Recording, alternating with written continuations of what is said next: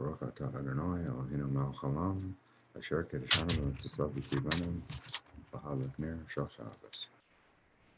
Natiaso, Siamaliaba, Liata Viana, Mamora Lia Umoro, Useta Siata, Aliato Via, Yisho, Sunupalia, Lamiano Mala Zuvishiata, Sianamia Lavacotave, Hala Copaliana Malaso, Apala Ina, Anomalakot Ileasha Tokuya, Elohim Angeliato, Kalia Aliana Natia. Namaste, Mahala, Tia. Thank you all. Thank you. Happy Goddess Friday. Thank you. Happy Goddess Friday to you all. It is once again in divine grace, gratitude, and honor that we join with you and you join with us today, and all of your team, your guides and our guides, our angels, our ancestors, the aliens, our animal spirit guides. Thank you for joining me. If you're new to this channel, this day, we celebrate Goddess Friday as the goddess is celebrated on Fridays. So this is actually a thing. If you're new to the channel and if you've missed some of the prior episodes of our Goddess Fridays, as well as a little bit of an introduction about why and how we even started this Goddess Friday, I was inspired by Dave, as it really is a day. The day Friday was honoring the goddess. And so I was inspired by Dave.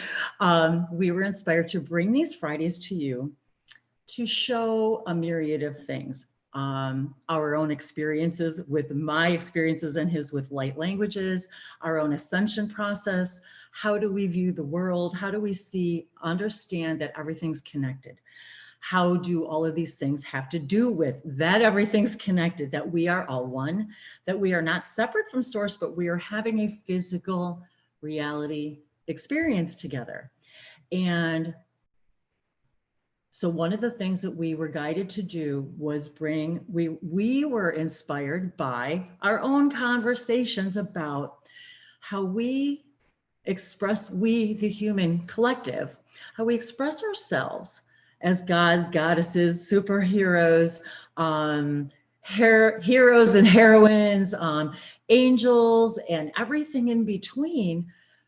And we depict these things and we're reminded of these things through the breadcrumbs, the permission slips that we recognize every day in our television, our movies, our music, symbols, signs, advertising, how we can receive, how we do receive messages on a constant basis from our guides, our team, if we want to call it, our spirit animals that come into contact with us every day, listening to a bird, seeing a turtle, watching a worm go by, the specific types of birds, the specific types of animals that you may have connected with all of your life. Is it a spirit guide that's been with you all your life? Is it an animal that presents itself to you just today for a message just for you? I encourage many people to look up animal spirit guides and see if you see a resonant connection message. If a turtle walks by, as if you've been sharing and watching us for a little while, sharing our escapades with flowers and turtles and birds. And so if you've been watching my channel, Languages of Lights, for a little while, I've been here for a little over 5.5 years now on YouTube, if you're new to my channel. And I, throughout these 5 years, have been inspired to share with all of you my experiences with my connections to my angels. How did I come about it? How did I begin speaking light languages? What does that mean in my normal everyday life? How am I passionate about sharing my passion with all of you? I have also discovered a passion. I love sharing messages through oracle messages, helping us all understand that everything is connected. The one is the all are the one, expressing the understanding that we are here to experience separation, but we are not separated from each other or anyone else or anything else. When we say we're fragmented, we don't feel whole, we feel pieces of us missing. We don't have the job we want, the house we want, the relationship we want. We're confused. We have maybe physical things we're dealing with. Maybe we have things from that we call our past when we begin, as you explore this with us, we begin to explore the bridge between what we call metaphysics, the actual laws of physics that we understand because they're only the laws of physics here on this version of Earth, which changes all over creation.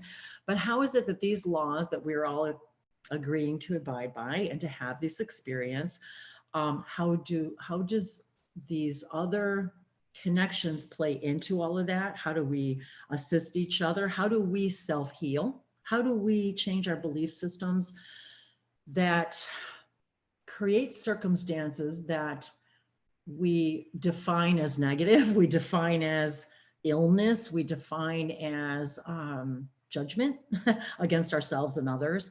How is it that we deal with all of these things on an everyday basis? And what does the bridge of physics, the actual mathematics, sacred geometry, the things that we explore, how are crystals and sacred geometry and light languages and angels and all of us related?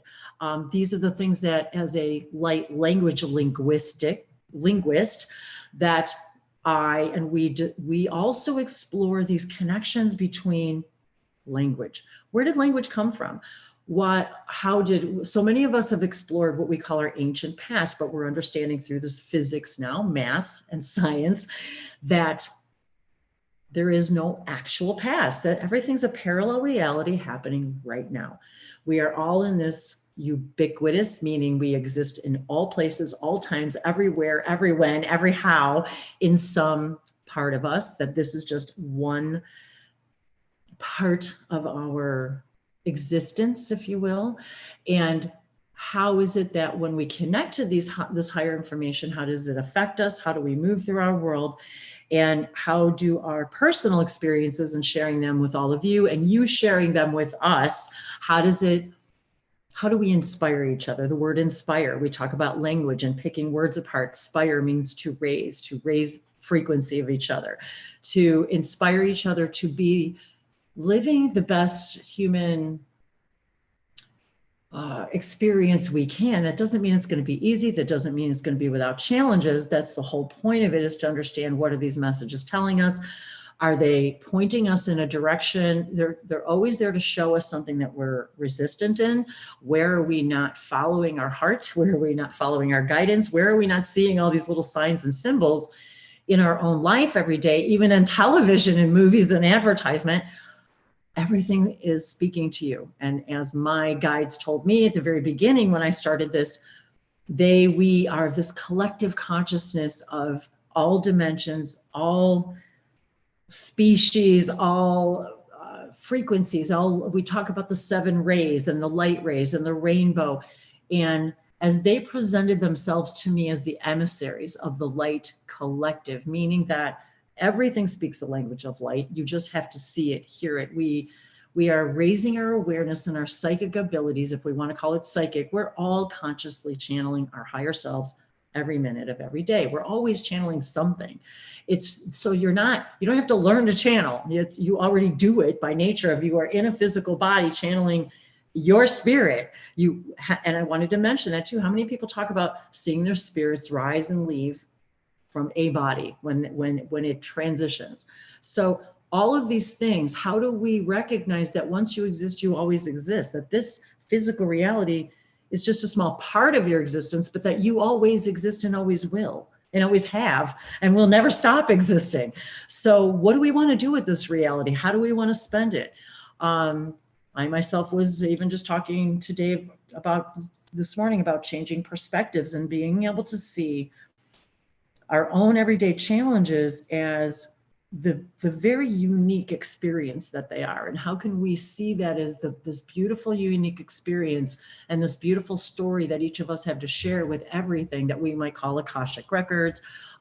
So today we wanted to really honor the angels within us, that idea of that we are always connected to God, spirit, all that is, that they are also messengers, because that is the way we see them, how it appears in language and scripture and written books, and how we all seem to have this innate something within us that just feels like we are always being guided by angels, that that they are our bridge to speaking to the other worlds.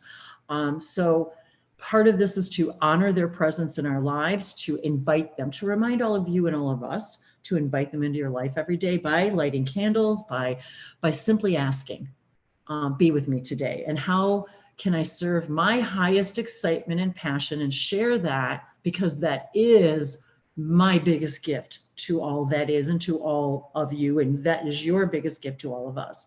So with that said, if you'd like to join us here in the Zoom room, you can hang out here. You can keep your camera on or off. You can just participate, enjoy the energy. But we do please invite you to share your experiences. How do you handle these challenges? I invite you. I see that you guys have already. Thank you for being here.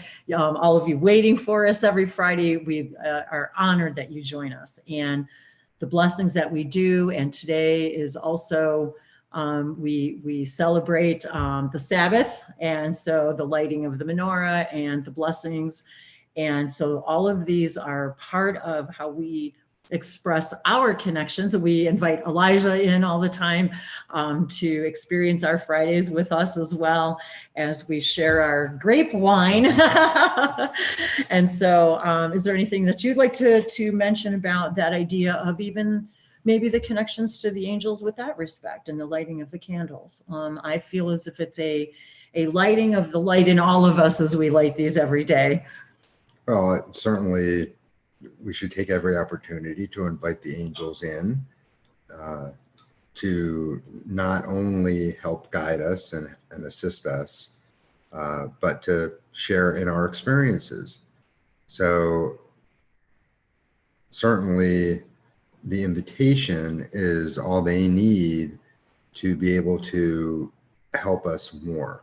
And I didn't put my angel wings on, but they're right behind me. I just realized, I said, oh, I didn't put my angel wings on, but they're there. And yes, exactly. And part of my journey began even before I started speaking light languages or talking to ETs and things. That was where my heart began, was how do I connect with the angels? How do I was always felt from the time I was little that the angels I was an angel that came to help others understand that everything is connected, that they are perfect the way that they are, that all of us came here in all different shapes and colors and sizes and personalities, because we are all unique for a very special reason. We all have a very special puzzle piece. We don't always know what that is, but by following our excitement as far as we can take it every moment, no matter what that is, even this wonderful cup of espresso, thank you. And the things that bring us joy in life. And so many of us want to explore the outer worlds, but we came here to experience physical reality, and our ability to maintain or understand or remember these connections to our angels helps us reminds us that we're supported and guided all the time. And so I didn't finish what I was going to say about the Zoom room. So if you guys want to, the link to the Zoom room link to actually join the room here is on my website, languagesoflights.com, on the Goddess Friday page. The Zoom link's right there. It's posted on my Facebook page, Wendy Wolf. It's posted on my Languages of Lights Facebook page. The link to my website along and with the Zoom room link is in there. So if you guys want to join the room, please do.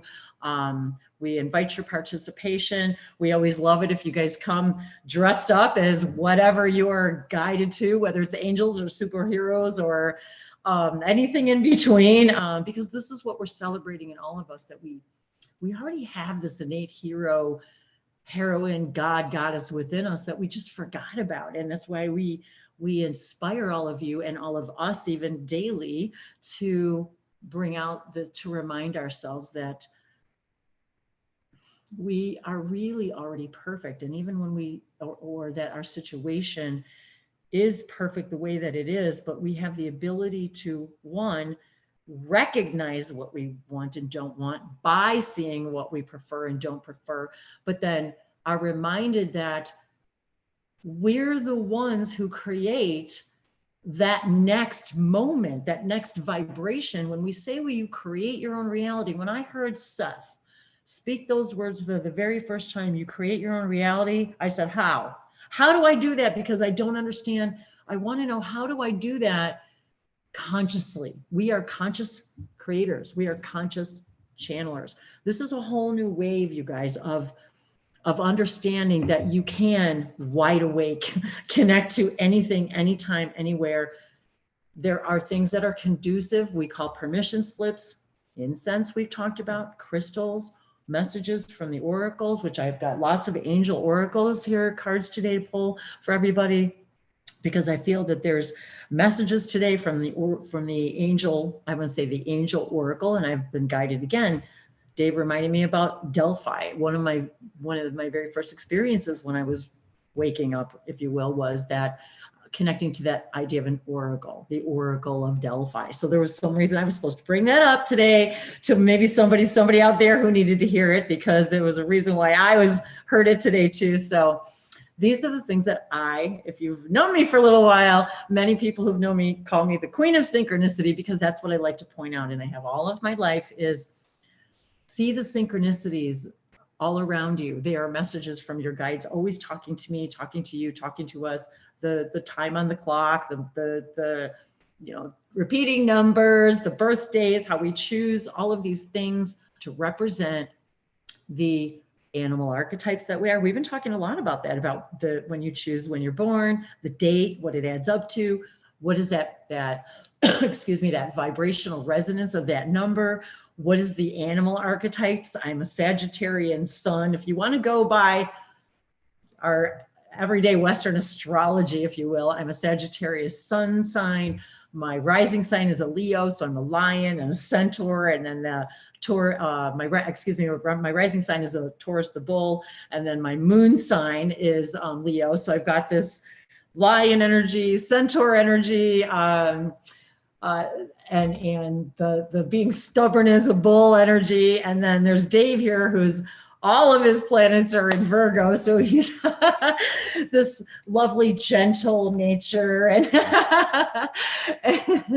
and so it's interesting how I wouldn't call us opposites, but from that respect, I have to marvel at his quietness against my relative loudness, if you will. So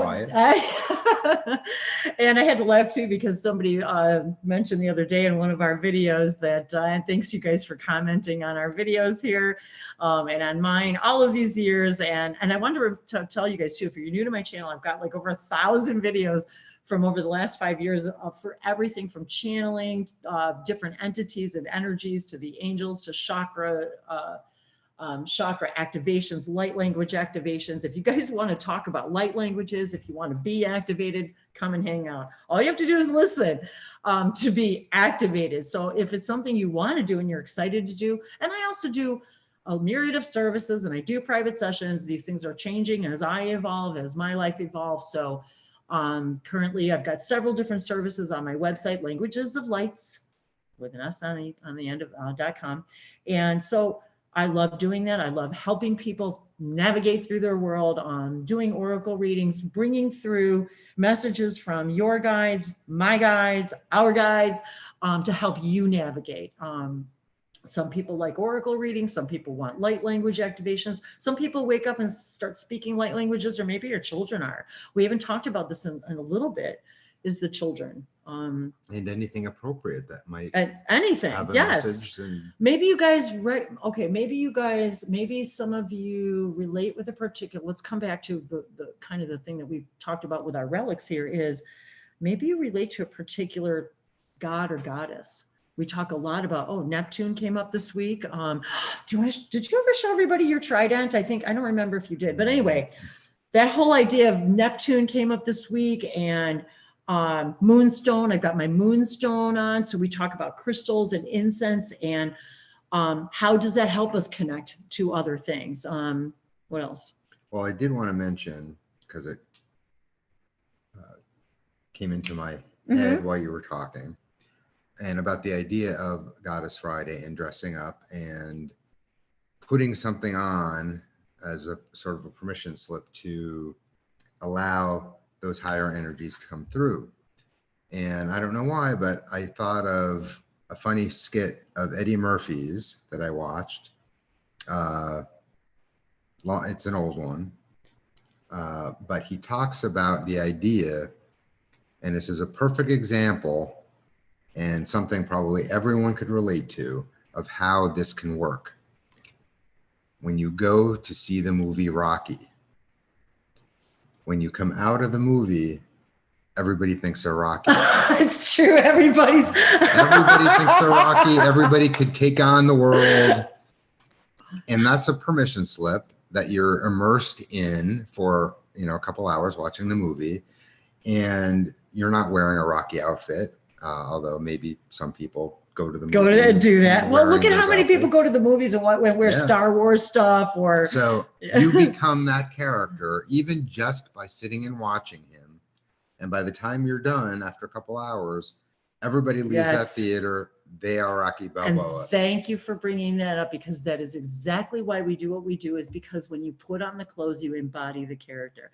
And we talked about the other day, and I don't think we mentioned this last Friday, but Dave mentioned it the other day too, that, and I brought it up again today, that even in our everyday world, we wear uniforms, right? We have to, we have to dress up. And then maybe we did talk about this last week, but because you embody then that being, that character, and so when we dress a particular way, and you can't help but feel it and be excited about it. And so that's why we do the things that we do and dress the way that we do, because we want to embody the energy and emanate it to all of you and get excited about understanding that you are connected to all of these things. They are a part of you, that they're a part of all of us. And again, how many of us are connected to the idea of, I was thinking about the Anubis staff and the symbols on the Anubis staff. How many of us are writing symbols and sacred geometry we talked about? Where's our Metatron? Behind you. Okay, so I asked Dave to grab the Metatron because we were talking last week. I was thinking about Beverly. Hi, Beverly, if you're out there. We were talking about Metatron. And so we were talking about how one of the things I wanted to talk about today was also how, so we've got a sacred geometric, what would you call this? Not symbol, but the word's escaping. Geometry, pattern. So the question is, how is it that this represents that idea of Archangel Metatron? For example, let's just talk about that for a moment, because we're talking about angels and archangels. So how is it that we as humans, as we really look into the delicacy and the intricacy of what's going on here, it's like you're doing magic. We know, well, we are. I feel that Metatron energy coming through. So that idea that as soon as we start, you and I work right now, we're inviting in Metatron's energy. And now if you guys can begin to feel it, I can feel it. It's almost like I feel this, it's almost maybe honey is a good way to feel. I don't know, that this feeling that comes over me, that I feel warm and loved and supported and guided. And I feel emotional sometimes in my solar plexus and my heart chakra. So how is it that, and I'm even getting goosebumps, how is it that we can look at something like this and recognize a connection to an angel, an archangel, the seat of God, next to God, so to speak. So the ultimate messengers. So how is it that we can look at this sacred geometric pattern and connect to it in such a way that we can immediately connect to that energy? So sacred geometry, mathematics, time travel, parallel realities, light languages, the Sanskrit, the beginning of language, the Torah, the beginning of light becoming language, studying linguistics, studying how did language start? How did light become language? Fascinating stuff to us. And so these are the things that we literally talk about all the time, like daily talking about these sorts of things. So I was reminded today by Metatron that this is a bridge, if you will. It's a permission slip. It gives us, all of us, permission to tap into that Metatron energy. And it invites all of you to go look it up. Go look up stuff about Metatron. If you're not familiar, there's an answer for you, for me, for us. There's an energetic symbol. There's an energy being, if you will, that represents itself, and also there's crystals that you can use to connect to the Metatron energy. As Beverly was here last week, there's people that use spray. I also make my own spray out of essential oils to connect to specific frequencies. Everything is frequency. Talk about Nikola Tesla. Everything is frequency. Everything is light. When he said, if you begin, paraphrasing, if you begin to understand everything is frequency, it will change your entire understanding. So by looking at these things, we understand that, and I'm even looking at some of the geometry that we've got up here, that it just, all of this is so literally activating to our light body, this kaleidoscope that we are.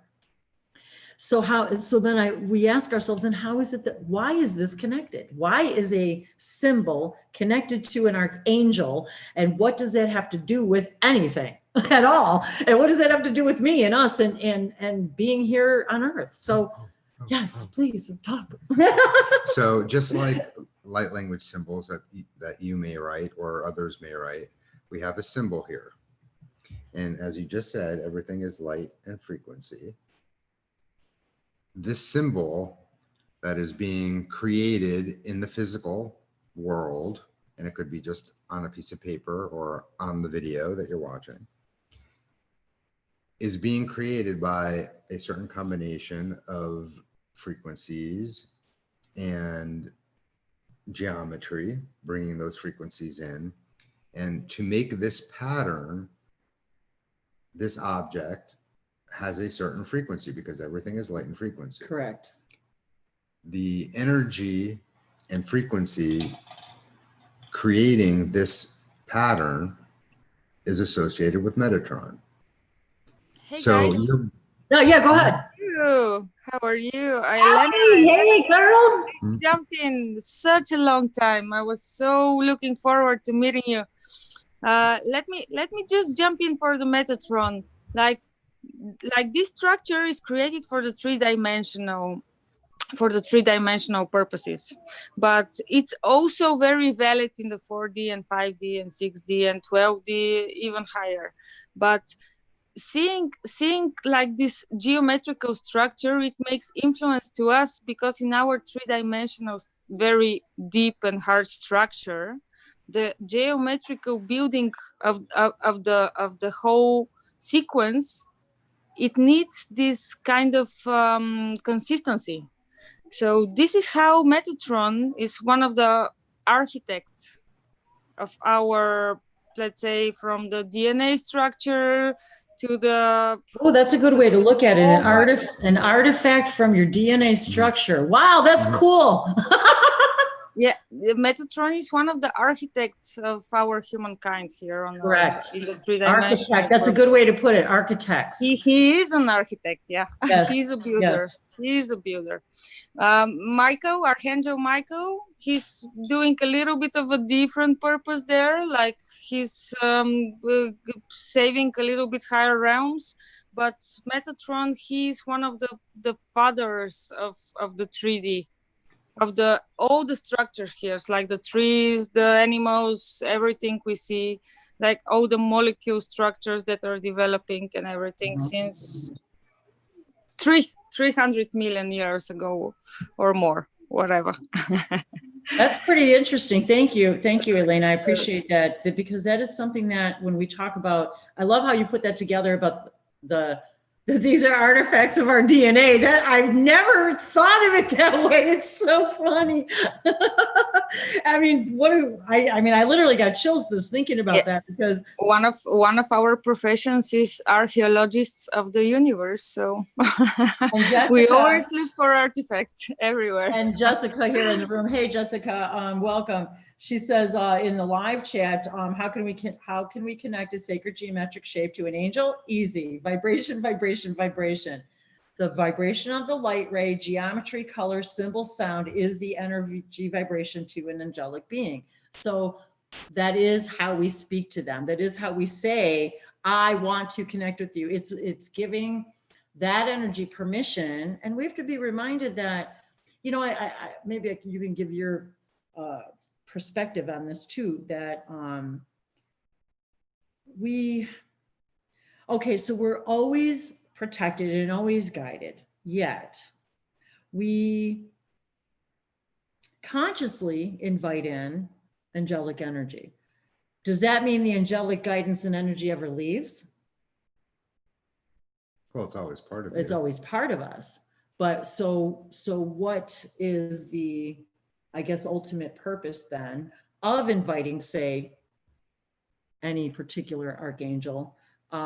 If they're always present within us, then is it, and I guess from my perspective is that if I think of a particular angel or see a particular shape, then I feel like sometimes that particular archetype, because they're just archetypes, they're energy beings, they're light beings, that their specialty, I guess, like you were saying about the blueprint reality, because the architect, if you will, because I and Dave are so interested in that frequency of the architecture. Wendy, I will stop here to help you a bit.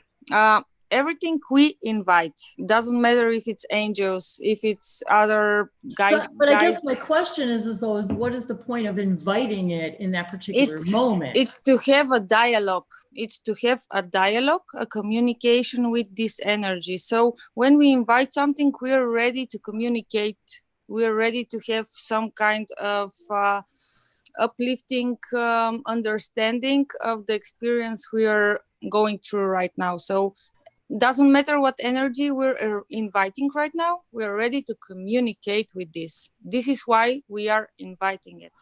Thank you. And that's really, it was just really, did you want to expand on that for yourself or in general? I mean, well, as we invite these things in, for instance, the different angels, and each angel is typically a specialist in different things. So as we invite those things to come help us for communication purposes and other purposes, we start bringing that energy into us, and it helps us embody those energies within ourselves. So if you are continually speaking with Metatron, for example, that energy assimilates into your energy, and so you become more of those angelic facets. Yes, exactly. Thank you. So just like if you hang around, a certain group of people, pretty soon you start acting like those people. Yes. It's the same thing with all of the energies that you call in. So you have the gods and goddesses, you have the angels, you have ET type of things, your guides, the spirit animals, all the Gaia, and all the things that are part of Gaia. All of those things you're bringing back into yourself, yes, to embody all of that you are. And all of that too is the sacred geometry, the fact that everything speaks language of light, everything is a light code coming. We talk a lot about light codes. The light codes is the information coming through nature, through the sunlight, through the moonlight, through the flowers, through the colors, through the songs that the plants sing to us, that we're not quite in the right frequency to hear. But when we become more in tune with nature, we become more in tune with sacred geometry, we become more in tune with the angelic realms, we become more in tune with applying higher perspectives to our everyday lives in order to live a more peaceful, harmonious life where we are living in doing what we love, feeling guided and supported, to understand that we are never without anything that we actually need. We can perceive that we are, we can experience that we're lacking, but there's this idea of we can have an abundance of lack. You can believe that you have an abundance of anything, which includes lack. And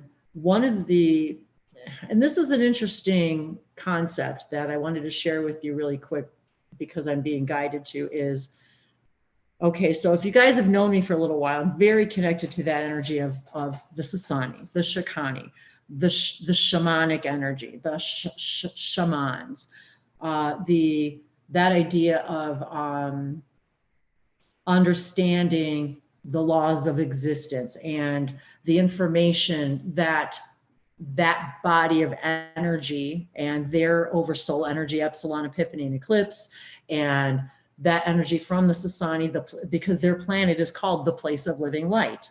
I am living light. You are living light. We are living light. And so what I came to understand, especially lately over the last probably a year or two, is the reason why I'm so guided to these principles is because we're learning from them by listening to this information, but by responding to the information, by sharing it with all of you, by sharing these concepts and principles with all of you, I began to understand that not only was I channeling their information, but what I came to understand more fully is I was one of their teachers. We have to remember something, you guys. We are their ancestors. We are their ancestors. So when we think about our ancestors as giving us ancient wisdom, the secret mysteries of the pyramids and the symbols and all of these things that we still don't really understand, we have to, if we can think of it not as, and the other interesting part is that there is no future, it's all happening right now. So they're all having this experience with us right now. So it's not that you're dealing with a future version of yourself, you're dealing with another part of yourself that happens to exist, say 700 years. We're just going to use Willa. So Dolores wants to. Hey, Dolores, welcome. Good to see you. I haven't seen you in so long. Hi, yes, please do. Hi. Hi, how are you? I'm good. I'm glad to hear that. I want to say something about communication you were talking about. Every communication we are in, no exclusion, serves us only for one reason. And that reason is to know who we really are. Yes. Every communications we are Everything. in. Yes. I agree with you wholeheartedly. And that is what, and I'm reminded, and thank you for saying that, Dolores, because that is exactly one of the things that I shared several years ago that I learned through the Sasani, through the Shikani, was know thyself. I did the 7 week, I told you guys 7, 49 days. So today, so today's the 12th. So we've got 6/12/2020. So what do we got today? 6, 7, 8, 9, 10, 11, 12, 13. 13, today's the day of transformation. So we'll hold that up in just a second because we've got some more geometry to talk about. So 13, transformation. So and some people see things in sacred geometry patterns. Yes. So I do want to just mention that in their third eye or in their imagination or in their dreams or maybe even visually can see things in geometric patterns. So it sort of is the construct of the physical reality that they've been able to transcend the physical aspect of it to see the breakdown of the geometry of which it's created, yes, and the frequency and patterns and so forth. And there are some people that see it that way. That is true. And I do too. And actually that's funny that you say that, because that's actually a really interesting conversation. Really interesting. And I can see if I can feel myself going in a whole nother tangent with that. But but I wanted to say too, and that one of the things that about the idea of 13 and 7, and Dave and I talk about the number 7 a lot, is the whole idea of 7 and the 7 days of creation, the 7 rays, the 7 colors of the rainbow, the idea that 7 represents spirituality. So so it's interesting that 7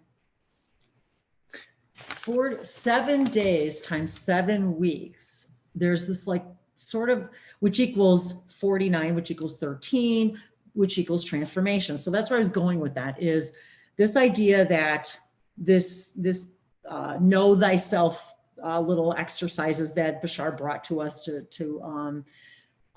to share with everybody was exactly what Dolores said. It's just to know yourself more fully. And so the question has been posed to us so many times is why are we so afraid to explore more of all that we are? What are we afraid we're going to find? Are we afraid we're going to find something inside of us we don't like? Are we afraid that if we find what we don't like, we can't change it? Can I jump in? Elena. Yeah, go ahead, Elena. These are patterns that are put to us from many years, millions or 100 years ago to put us in some frame in order to be a little bit obedient to the whole situation we are in. Because 7 is a number that's close to 8, but not really 9. And 9 is the number of our dimension that's fully coming close to the fullness of it. So 7 is almost full, 8 is very like eternity, and 9 is the how you say, the maximum capacity of our dimension. 9. Yes, we've talked about that as well. I know you know this, but these are things that have been put to us in order to put us in this how you say, frames, in order to build our little cubicle lives. But if we look for a meaning in this, we can always find something, but we have to overcome it in order to understand, like, every energy is eternal, we are eternal, the whole structure that we're living in is just put up there for a reason. If we understand the game that we play, we will find like the doors we can escape and we can build our own things inside of it, because we are all creator beings. So as soon as we get good mathematicians, we can build upon it. But all we know, all these things that we're living in, they're designed for a long time ago for us to fit in, and just not to feel capable of escaping this. We know this. Everyone knows this. We can feel it in our bodies and spirits, but it's something we are trapped in, and this is why a lot of us are feeling confused, are feeling in a dispute or contradiction with our spirits, and depressed or whatever, because we're in such a like creational boxes we have to fit in, because the whole community and society does it. But the moment we start building this is Vicky. Hello. Hi, Vicky. I know it's you. So this is it from my side. I will jump in a little bit later. Love you, and I'm so glad you came. I'm here. I'm listening.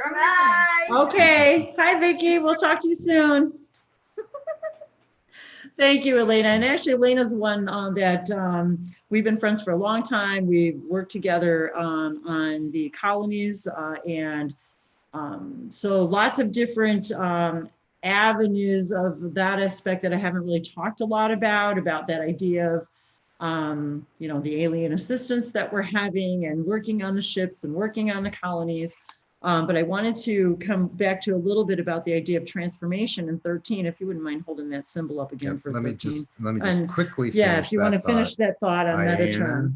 Iana? Yeah. Wanted me to just finish the idea that you have the symbol and it's creating a frequency, and if you're participating in seeing it in your awareness, that frequency is in your field, so it allows you to connect to that frequency easier, and each symbol has a different frequency. So if you intend to connect to that frequency, you have a point of reference acting as a permission slip that allows you to connect to that frequency. Yes. And the same idea and concept can be used for all of the symbols, the light language symbols that you may draw or other people may draw. Symbols, pictures, images, it doesn't really matter, because they're all a frequency. Yes. So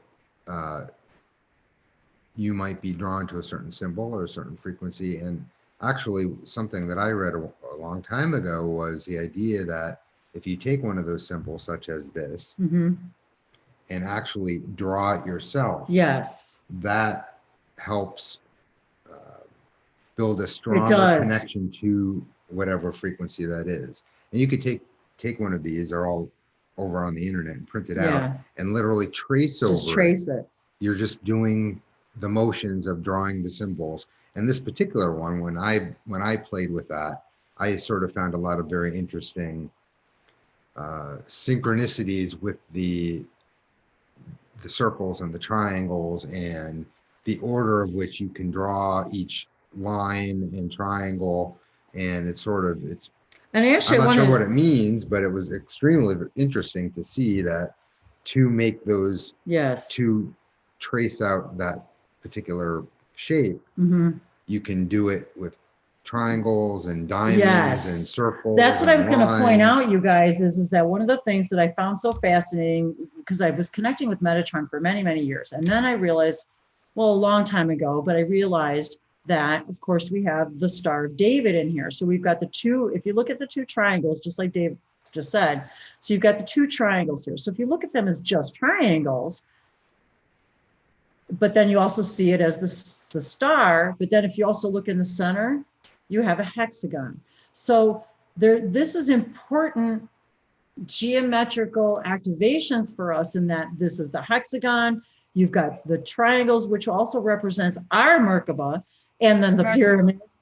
And then you've also got each individual triangle of the 6. And in this particular one, of course, now you've got a whole nother hexagon, and then the circles connecting these, and then a circle connecting them all. And in the center, and all of these in the center, you've got, so as Dave said, one of the things that I was guided when I started doing these was, Bashar said, write them yourselves. It makes a difference because it connects. So in this instance, these were given to us to connect with the Sirius star system.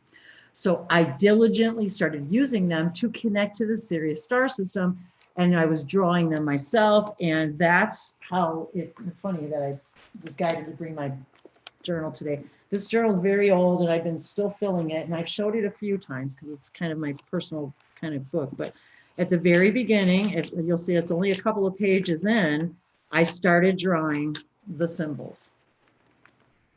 Because he said, when you draw them yourself, and I'm even getting goosebumps, when you draw them yourselves and begin to interact with them in whatever way you're guided to interact with them, you will begin to see things, hear things, hear more information, understand things better, address belief systems that you didn't realize you even had that were preventing you from living your life. And so I, for the last 6-7 years, have been guided to share these with everybody as a permission slip for also all of you to connect with the Sirius energy, to connect with the mysteries of the pyramids, to the symbols, to play with these, and also, as Dave mentioned too, as Dolores does as well. So many of us actually draw and write. So I was just looking for see if I could find some symbols to show you guys. Here's a couple that I was drawing the other day, and actually just so happens that many of them are variations of the Star of David. So I was actually connecting very deeply with the elementals, and as you can see at the very bottom, I wrote elementals because they were trying to show me a message about sacred geometry, elementals. Did you want to mention something as well? No, Okay. You wanted me to hold up. But that just for 13, I just wanted to show you guys the symbol for 13 at that moment was the idea of when we look at this symbol and we ask for transformation in our life, and that also is the number 13 is translated into Hebrew, and the word transform is also. And 13 is. As balance. So often I'm guided to connect the two and say, in order in order for us to find balance or to transform, we need to be balanced. And I have to laugh because this is the Sacred Geometry Activation Oracle deck, which I haven't pulled cards from, I don't think, in any of these Fridays yet. And today's date, 6/12/2020. We've got a 222 energy. If you guys want to look up the repeating numbers 222, this is a 22 year, a 4 year, 2020 equals 4. The 22 card came up, divine masculine. And I'll give you guys a really good shot of that geometry there. And the frequency of divine masculine supports our strong, focused, and active side, allowing us to express itself while helping us to bring our dreams and ideas into form. That's what I want to talk about too, with kindness and wisdom. And actually, one of the things that Dave and I started doing these Fridays is because we were recognizing as all of us are, the need for this divine balance, the divine feminine, divine masculine balance, this understanding that we are both of these and all of these and contain all of this within us. And when we balance, when we are in balance with that within us, we're able to literally tap into more higher frequency information, knowing thyself further. But there was something there was something specific that I wanted to say about this. And I can't remember what it is, so maybe I wasn't supposed to say it right now because all of a sudden it just escaped me, which happens quite a bit. And there was just something else I'm looking at about, for some reason now I'm seeing the similarities in, yeah. Oh, good idea. That's a good idea. Here, I'll move it to you in the middle. Yeah. Very interesting, the similarity. I was just like feeling the similarities. Oh, look at you. In the card itself, and the color blue, and the back of the cards are blue. And blue is throat chakra energy. Feeling strength in our voice. Intermission, yes. He's going to check on AJ. Yeah, so we were talking about that if you guys wanted to have intermissions while we were doing hangouts, so that when he checks on AJ, you guys could, get up and do your thing and get some water or whatever. So it's interesting that this card itself actually mirrors very closely that idea. And I cannot remember. Hey, Maria's out there in the chat. I wanted to say hi to Maria because Maria's been sharing a lot of her symbols and sacred geometry and her sacred circuits and symbols. So I wanted to say hi to her too. And have her check her stuff out too. And when you guys draw your symbols and bring them into the Hangouts, you help activate things in all of us. The same thing when I do symbols for people, whether it's privately or for all of us, when I'm just drawing them, it's for all of us. It's for the whole collective consciousness. And same thing, when I started working with these symbols, probably 7, 8 years ago, things started happening. I started dreaming in symbols. I started speaking light languages. I started connecting with other aspects. I started connecting more fully with Sirius star system beings, with the Sasani, the Shikani. So one of the things that I wanted to remind everybody is that we are all everywhere and every when, and we are all students and teachers at the same time. So we have to remember that we see these beings, if you will, in awe, like they're somehow better than us or higher than us, or it's just a different expression and experience, but they're not better than us or you. In other words, until we see ourselves as balanced and equal, and see ourselves as balanced and equal to all things, and we even see angels, as I'm being reminded right now, that Metatron, as a matter of fact, a few moments ago, Metatron came through and it really took my breath away. And I had to kind of sit for a second because I was feeling this overwhelming energy, because they wanted to remind us with this symbol and what Elena said, and what Dave was just saying about the shapes is, Metatron said, you are the architects of the new reality.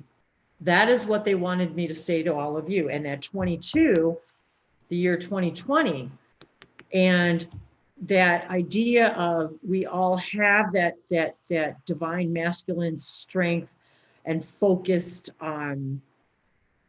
ability to express ourselves, to bring our dreams into fruition. And I say with kindness and wisdom, because sometimes when we are recognizing a situation we don't prefer, we act in ways that are not necessarily representative of kindness and wisdom. And so, or judgment, if you will. So this idea that the year 2020, the number 22, this idea today of the 222 energy, of the angelics energy, is the reminder of, and then this, and I'm here, I've got 222, and this is the 6th month. So we're right smack in the middle of the year. And it feels like this, we're actually approaching the summer solstice and the winter solstice. So there's something about, again, that energy here. I'm doing this thing with my fingers again, you guys. There's something to do with this energy of these frequencies, these number frequencies, and as I'm being reminded right now, 222 is 6, and this is the 6th month, and that this is like a pivotal moment in our year, if you will, because we're halfway through. It's a symbol of that we're halfway through this situation, if we will, and that we're actually on the other side of it. And as we talked about a little while ago, a couple of weeks ago, Dave and I talked about the idea that it would be the 7th month that we would be beginning to experience this reprieve, if you will, this idea of taking the wisdom from this experience. In the back of the cards is blue, and funny that communication. So I'm just going to flip over the next card because that's what came up, and circles again. We've got circles again, communication. This year is all about the year of higher communication with your higher self, communication with each other.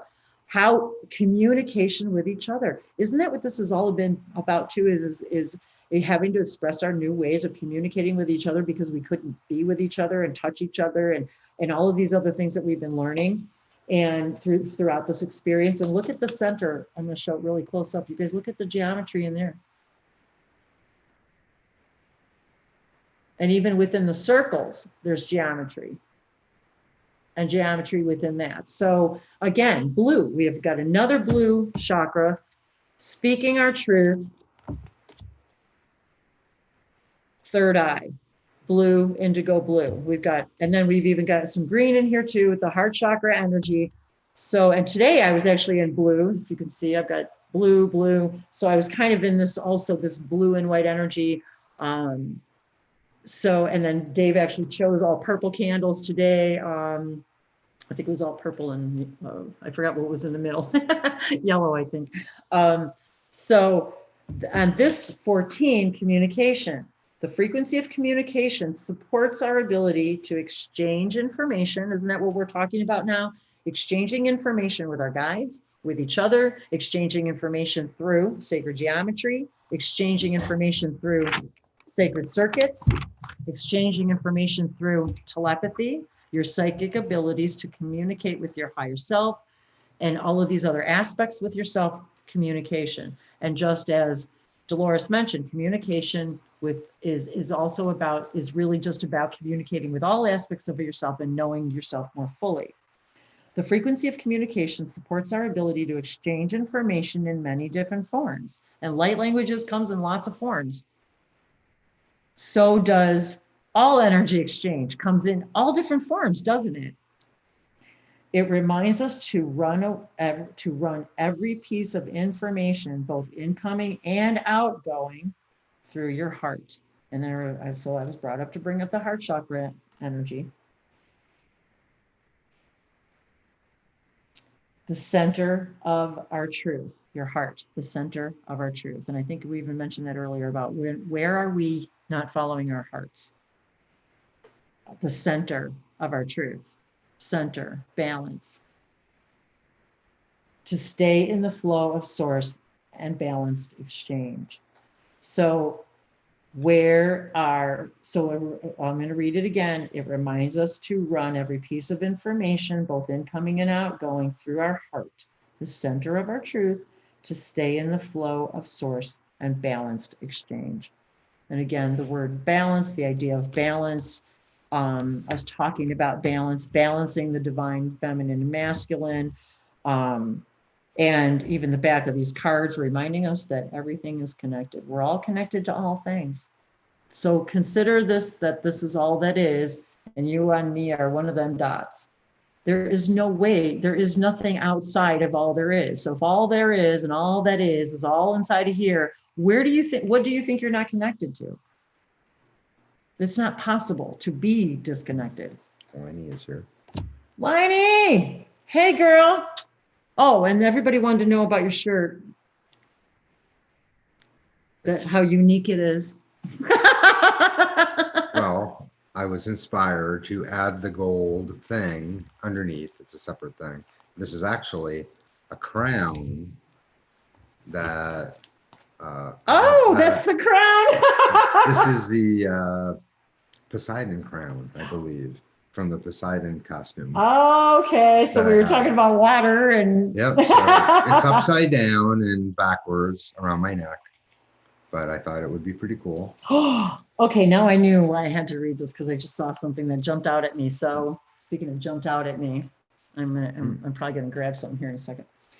Okay, so I already read the card. I'm gonna read the communication card because I was guided to read this out of the book. So here's the book, you guys. Here's the deck I was using, Sacred Geometry Activation Oracle from Lon. Just wanted to show you guys. Communication is the process of sharing information between a sender and a recipient. So isn't that what we're all doing when we're channeling, right? We're just sharing information. For humans, this usually takes place through spoken and written words and symbols, as we're talking about. Gestures, behaviors, or touch. So we've talked about how we haven't been able to, oh, thank you, there's my beautiful angel. And these are literally feathers, you guys. They're all beautiful white feathers. So I'm going to bring that because Liney's here too. So we're talking about white feathers and white magic and angels. So thank you, Dave. I'm going to sit with it here. Can you fit? Can you fit next to me with your, Yeah. Okay. I'm just going to sit I'll by. always sit next to the angel. Thank you, of course.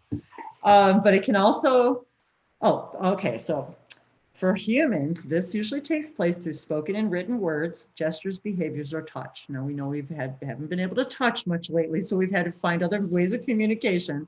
But it can also happen through more subtle languages like chemistry and energetics. Well, this is just another form of kind of chemistry of energy. Communication is at the core of all relations, whether interpersonal between people or in the way in which our inner world and our body talk to us. This brings me to another question that someone had in the live chat that I want to go back to, the very first question from Troy. I didn't forget about you, Troy.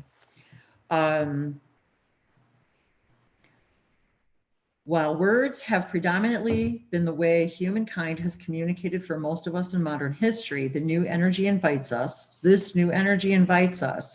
even requires us to develop our abilities to receive, translate, and share the messages that arise from the depths of us. Most of these messages will emerge as feelings and intuitive thought, and we might find that the words we have been using for so long hold far more complex and subtle energies than we ever imagined. And that leads to realizing more expanded and subtle meanings as well. This is one of the things I was thought about. The dolphins that swirl inside the 4 circles of this activation, which I didn't even see. Oh, there are. I was wondering what those were, you guys, and I couldn't tell what it was. It's dolphin. So behind me, look in these circles see, can you see them now? Here, I'll show you. These right here. These all contain dolphin. That's funny because I have pictures of dolphin. Did you actually take those photographs? No. You didn't take them? But anyway, there's pictures of dolphin behind me, and I put them up here on purpose because I'm very connected to the dolphin energy. I know many of you are too. That's a whole nother subject, maybe for a whole nother day, is the dolphin and whale energy. But I have pictures of dolphins behind me, and I'm telling you, and Bashar and the dolphin, they do dolphin swim with April from Bashar Communications. But anyway, we were just watching one of their events recently and looking at the dolphin and watching them swim, and her talking about interacting with the dolphin. And that April, her name's April Rochelle, she's been doing it for so long that now she knows all the generations, the children and the grandchildren of these dolphins, because she's been doing it for like, what'd she say, several decades now. And so this dolphin energy has been very strong within me and many of us. And if you guys ever watched or read the book or watched Hitchhiker's Guide from the Galaxy, the dolphin are in there. Bashar talks about the dolphin and the cetacean nation. So trinary energy frequency. When I look at these pictures, you guys, and I look at these dolphins, they make me smile. They make me laugh when I look at the pictures. They make my heart happy. There's something connected to me and them and us. And Bashar, I think, said that they are the true aliens. Can you reach? I know there's a few of the pictures but right behind me, but I just wanted to show you guys because there's look at this face. Look at this face. How can you not get happy and excited and feel that frequency when you look at that smiling, laughing face, when you know that they are talking directly to the person who took this picture? I mean, seriously, you cannot make that up. How happy is that? So anyway, I just had to, and there's about 3 or 4 photographs behind me, but the dolphin that swirl inside of the 4 circles of this activation are representative of the mastery of relations. You guys, that is what I've been putting on these Hangouts for a while now, this is the master class. We are the master's class. You are the mastery. We are the masters. As Bashar says, you're the masters of limitation. You're the masters of limitation. Sorry about that. The mastery of relations. They support the awakening and developing of subtle communications. Subtle communications. We've all had to have subtle communications these last few months,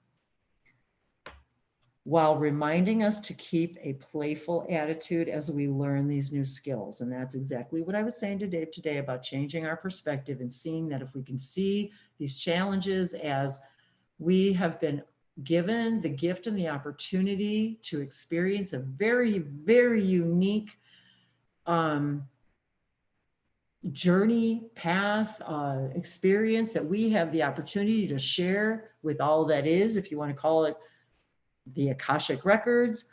But we are sharing, just as Dave said earlier, we're inviting these angels and spirits with us to invite our everyday lives with them and them with us, and to communicate in subtle ways, whether it's through numbers, license plates, shapes in the sky, the clouds, whatever the case may be, through these oracle readings. All of these are messages and subtle communications that we've got to begin to understand. Is our higher mind talking to us? It is pointing, when we beg and plead, what is my purpose? Where am I supposed to be? Where am I supposed to do? Why am I not in the relationship I'm in? How are you communicating with your body? How are you communicating with these messages? Are you even paying attention to them? They're showing you what you're excited about. And then it's our filters that tell us all the reasons why we can't follow that excitement. We talk ourselves right out of our joy. I've been reminded of that myself. What is it? Creating crises that don't actually exist, just for our own growth and development. And as my guides have said, and I've repeated to you guys, they've said to me, if you can create the crisis, you've already created the cure. The cure comes before the crisis, you guys. We're not looking at this the right perspective. To keep a playful attitude as we learn these new skills.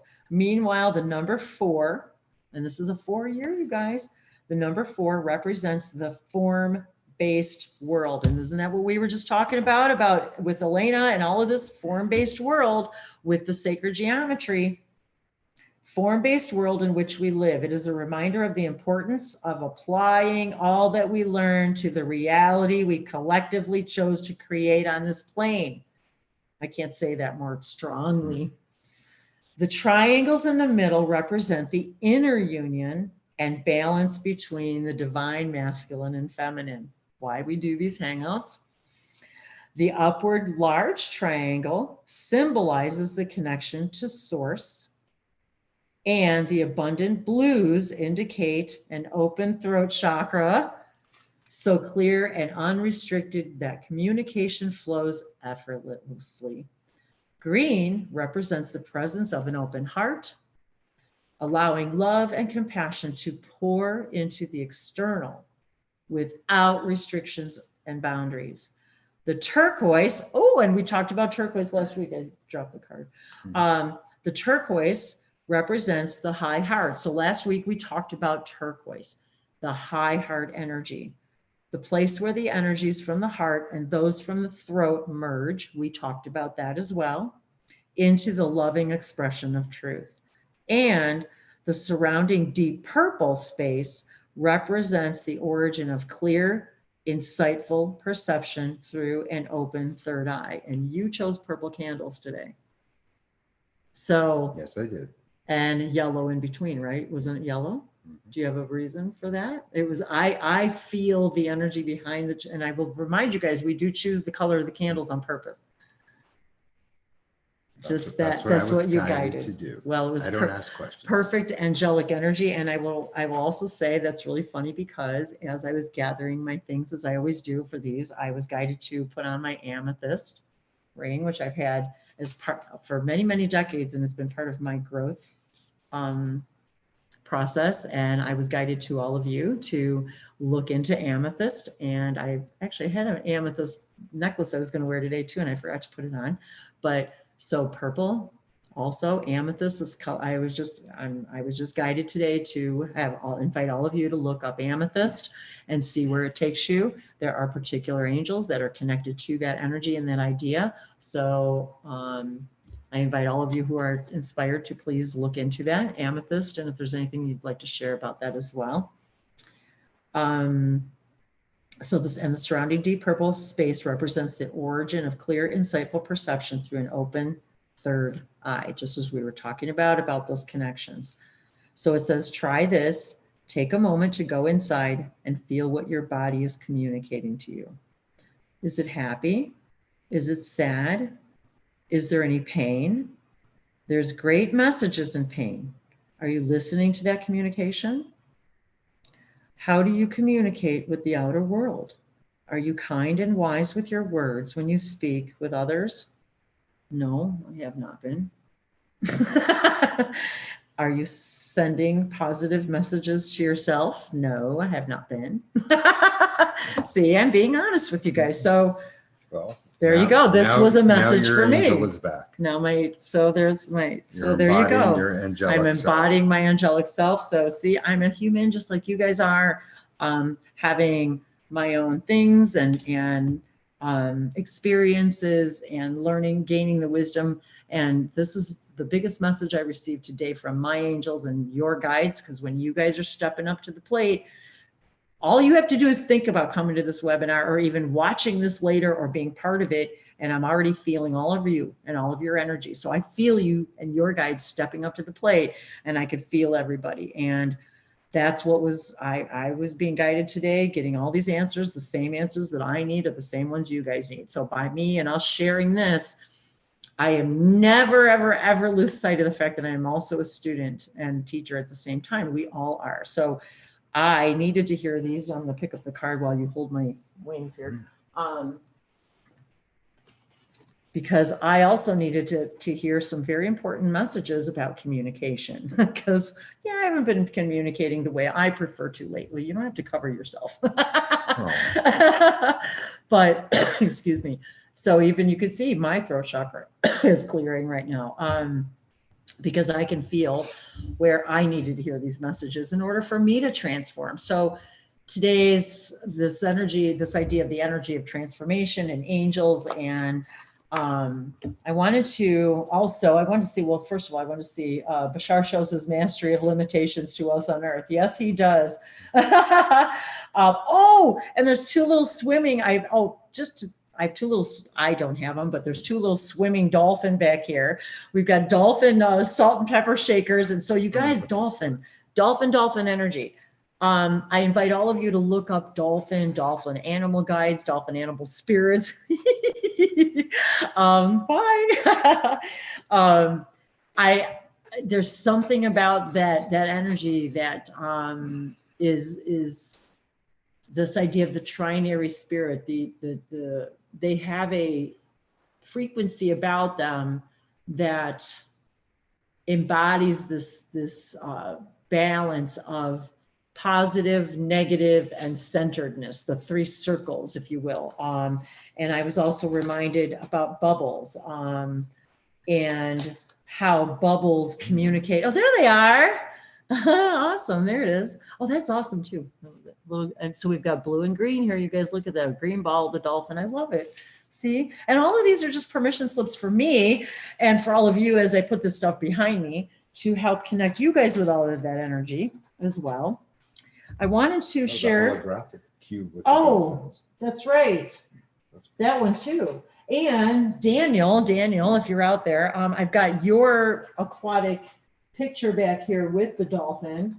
And see, that's the one I was thinking about too. See, so we've got, so see what I mean, you guys? There's this feeling of freedom and love and playfulness and swimming and water and blue water and ocean and connecting with that dolphin energy. All we have to do is just ask, and I'm being guided to remind you guys too before you go to sleep, ask to embody that dolphin energy. I should look through my cards to see if I can find my dolphin card. I wonder if there's a dolphin in this one. I'm not sure if there's a dolphin card in this book or not, in my animal spirit guidebook. But so I was invited. She says, I love your silliness. Well, good.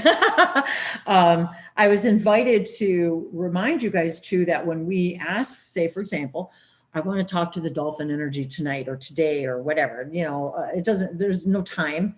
So yes, good morning, good day, good night, whatever time, whenever, wherever you are. We always appreciate you guys getting up early, staying up late, or hanging out with us, whatever time it is. I thank all of you. Dolores, I know she's in Croatia. Elena is in Bulgaria. So we've got people from all over the globe here, you guys. I love that you guys share. We got Dramatic here from, is it Sweden? I'm always loving how you guys represent your light all over the world. And when we light these lights, and when I light the lights in the morning, and when I sing and speak light languages, I think of all of you as little lights all over the world, that you all are lighting illuminating that within you and that within your community and that within the human collective consciousness that needs to be illuminated. What do we need to see? That even if it's something that we see that we don't prefer, that we can allow it to exist, but know that we can move to a reality together, to a version of the earth that those things that we do not prefer do not exist. And they're telling me now the dolphin are here to assist us with this transformational transition. Transformational transition is exactly what they just said. Right now I was guided. This deck is a very special deck to Dave and I. We went for at a fair. Mm-hmm. It happened to be a friend of ours. Zinnia was actually having crystals and things at the fair. Oh, which is where we also bought this, you guys. At her booth. So thank you, Zinnia, and her friend who makes these. I'll see if I can find her link to see if she sells this stuff if you guys are interested. But she had all different sizes, all different kinds, all different shapes, all different things. It just so happened that I really resonated with the Metatron. So I wanted that, and I wanted a small one so I could move it around wherever I wanted, and just so I could share it with you guys. So that was one of the reasons why I got the one on the little stand. So this deck, Dave and I had our very one and only oracle reading together, and by someone else. It was by someone else, and her name is Sam. So hey, Sammy, if you're out there, I love you. God, I think about you all the time. Mm-hmm. She's amazing, her and her husband. And matter of fact, the bag that this came in, I think I might have showed you guys before. It's over there, but that's okay. You don't have to get it. But her son wrote on there, which I have showed you guys before, that I think it said the angels are always helping us, mm-hmm. or something. So he wrote on there, the angels are always helping us. Well, I bought this deck at her booth, and I don't remember if she used this did she use this in a reading for us? I can't remember, but anyway, I don't think so. This was the only deck that she had of this kind. And I picked it, I looked at it, I did not touch it, I looked at it. And then I told Dave to look at all the decks and tell me which one he resonated with, and we both chose the same deck. So I wanted to pull a card in honor of our angels today. And how are we doing on time? So we're 2:30. There she is, Ivy. Hey girl, Earthstar Village. She says, I'm Earthstar Ivy. She says, I'm YouTubing with you today. I'm waiting for an appointment phone call. I love, love, love your energy.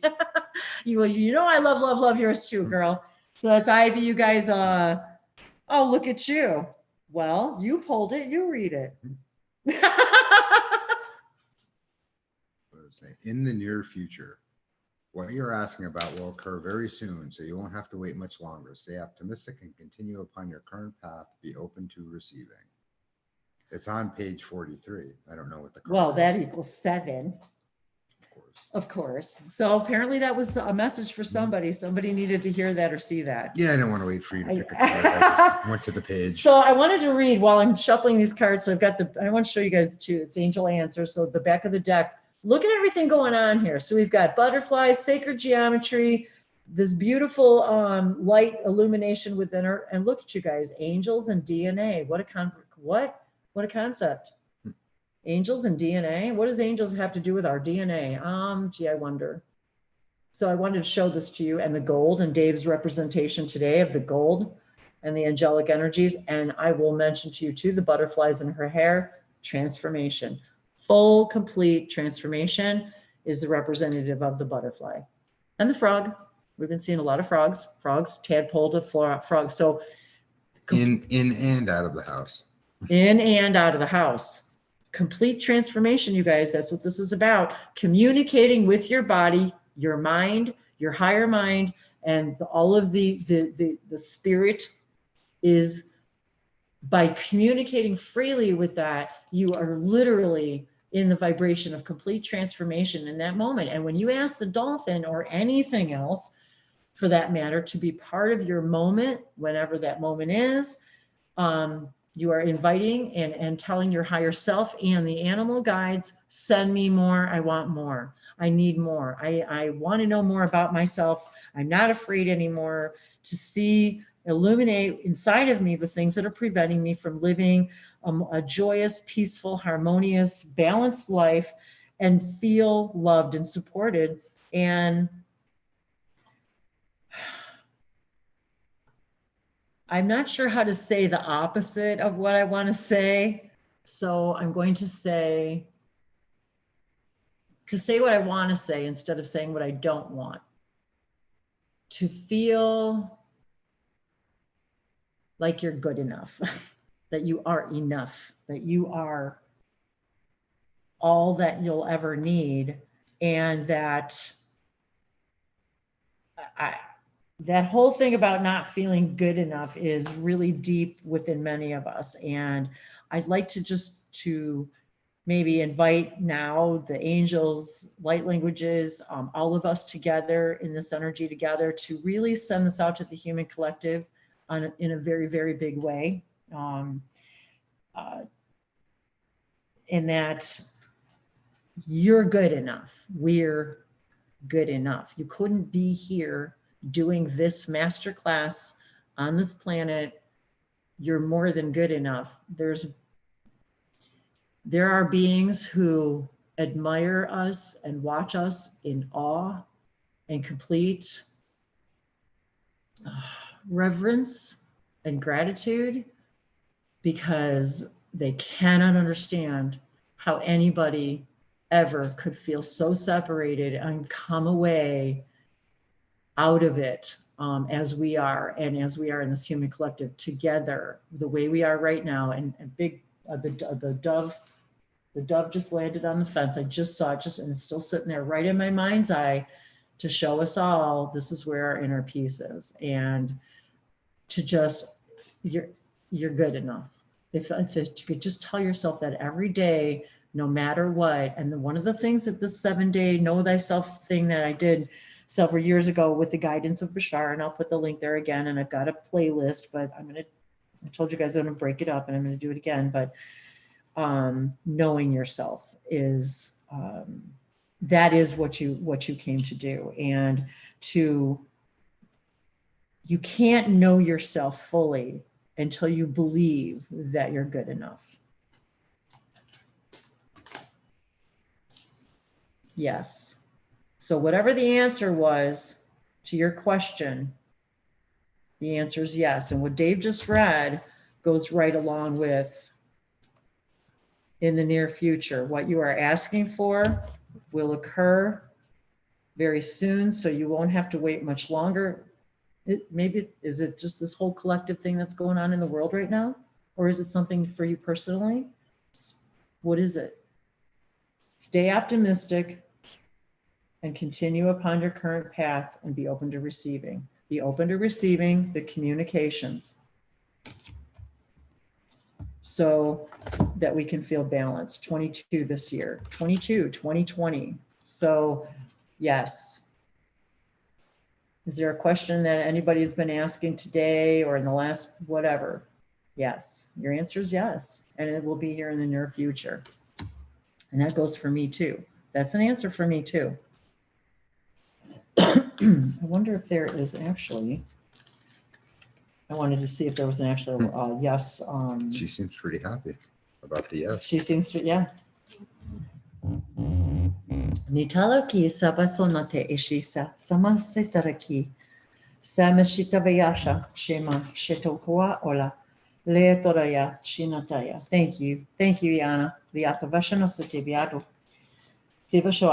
I just hope that one answer was helpful. No, I know it is. See, I even say hope, and hope implies doubt. I know that answer was for someone and for me and for all of us. So again, I doubt myself, and no need to worry. No need to worry. Look at the gold, you guys. Look at that. Look at the faces on that fire, on that cauldron. No need to worry. And the rainbows. And the rainbows. 7. The 7 colors, the 7 chakras. Look, sorry, did it again. I knocked off Metatron. And look, there's the dove, you guys. Look, the dove that just landed outside. It's still there. Oh my God, it's still there. It's seriously, the dove is still sitting. I can't believe it, you guys. Look, the dove. Oh my God. It's funny because it's still there. It's still sitting there. The whole time we've been talking, the dove is still sitting on the fence. You have to turn the camera so we can see it.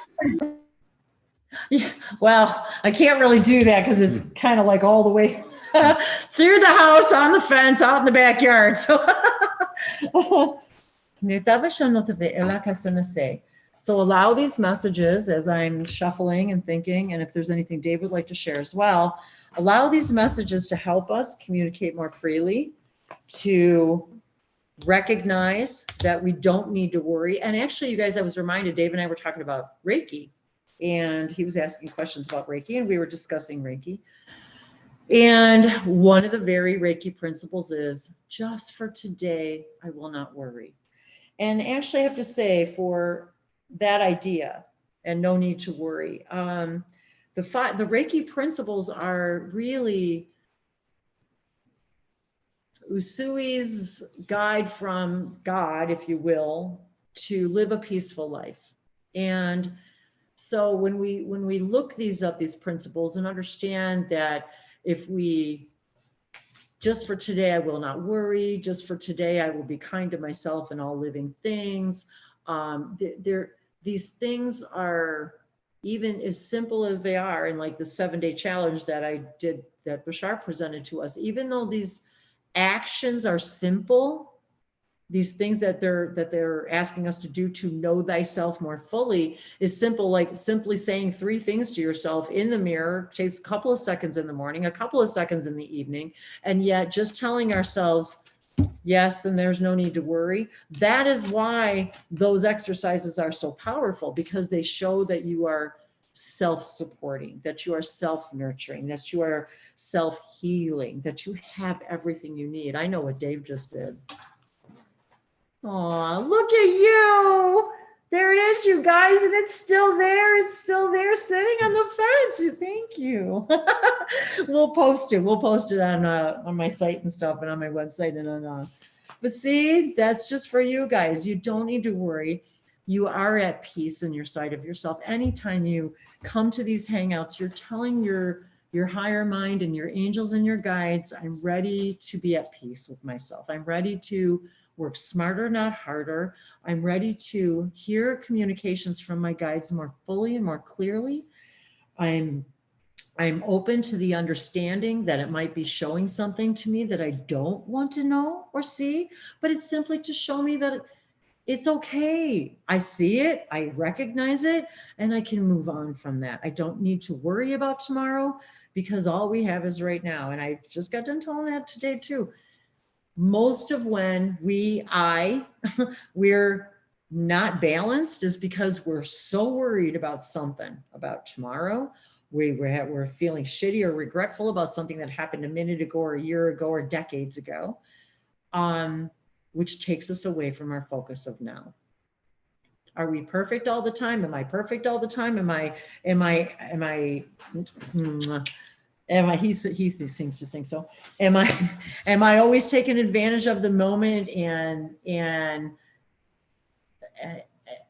there are times, so this is a good question. If I'm looking at something from the past and I'm unhappy about what I'm looking at and I'm making my unhappy now unhappy because of that.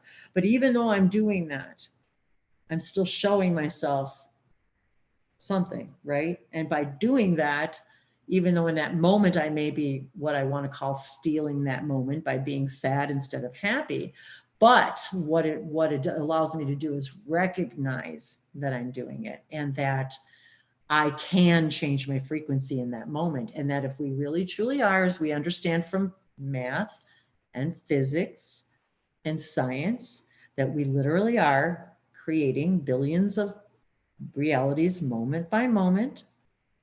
We understand from a logical, mathematical perspective that this is, I am recognizing something that I want to live a more peaceful life. And by recognizing that, I can change that in that moment. And now I understand what it means to create my own reality. In that moment, I can change how I see something and how I can, in that moment, say, I recognize it. I don't have to wallow in it. I don't have to judge myself or others. I don't have to speak unkindly to others because I'm angry about what I'm experiencing right now. All I have to do is recognize it and understand I have the power to change my frequency, which means I have the power to change with the next moment. The next moment is your future, which now just became my past. That's how we create our future. That's how we create our reality. That's how we create our past. And by doing that, it's hard to understand, but by doing that, we literally change our past. Well, as Bashar would say, if you have a memory that comes up of something that might not be the best memory, if you think about it and change your perspective of that memory and how it would serve you for now and turn it into a positive thing, you are literally changing the entire path of what happened from that point forward to now. That also can allow you to move forward on a more preferred path. Correct. Because you're not bringing all of that sadness stuff into you. It. You're now moving forward from a place of positivity as opposed to something that you wish didn't happen or you didn't like what was going on or that whatever the sadness might be. Yes, exactly. And so and these are the things we literally talk about and engage in every day. We have discussions about this stuff because we want to know. We don't want to hide from ourselves. We want to know more of all that we are, even if we don't know who that is. And we were just talking about that today and yesterday about, even just the excitement of discovering who we are, even if we don't know who that is, because we're really kind of inventing it as we go along. Because say, for example, today I discover something really exciting and fun that I didn't even know I was excited about yesterday. Well, now my whole reality's changed because I didn't know I was excited about it. So now therefore I've created a whole new door and a whole new set of circumstances and maybe even people and things that might go along with that one little realization. So it's very interesting how these things really do create new realities, and that we don't have to take what we call that baggage with us.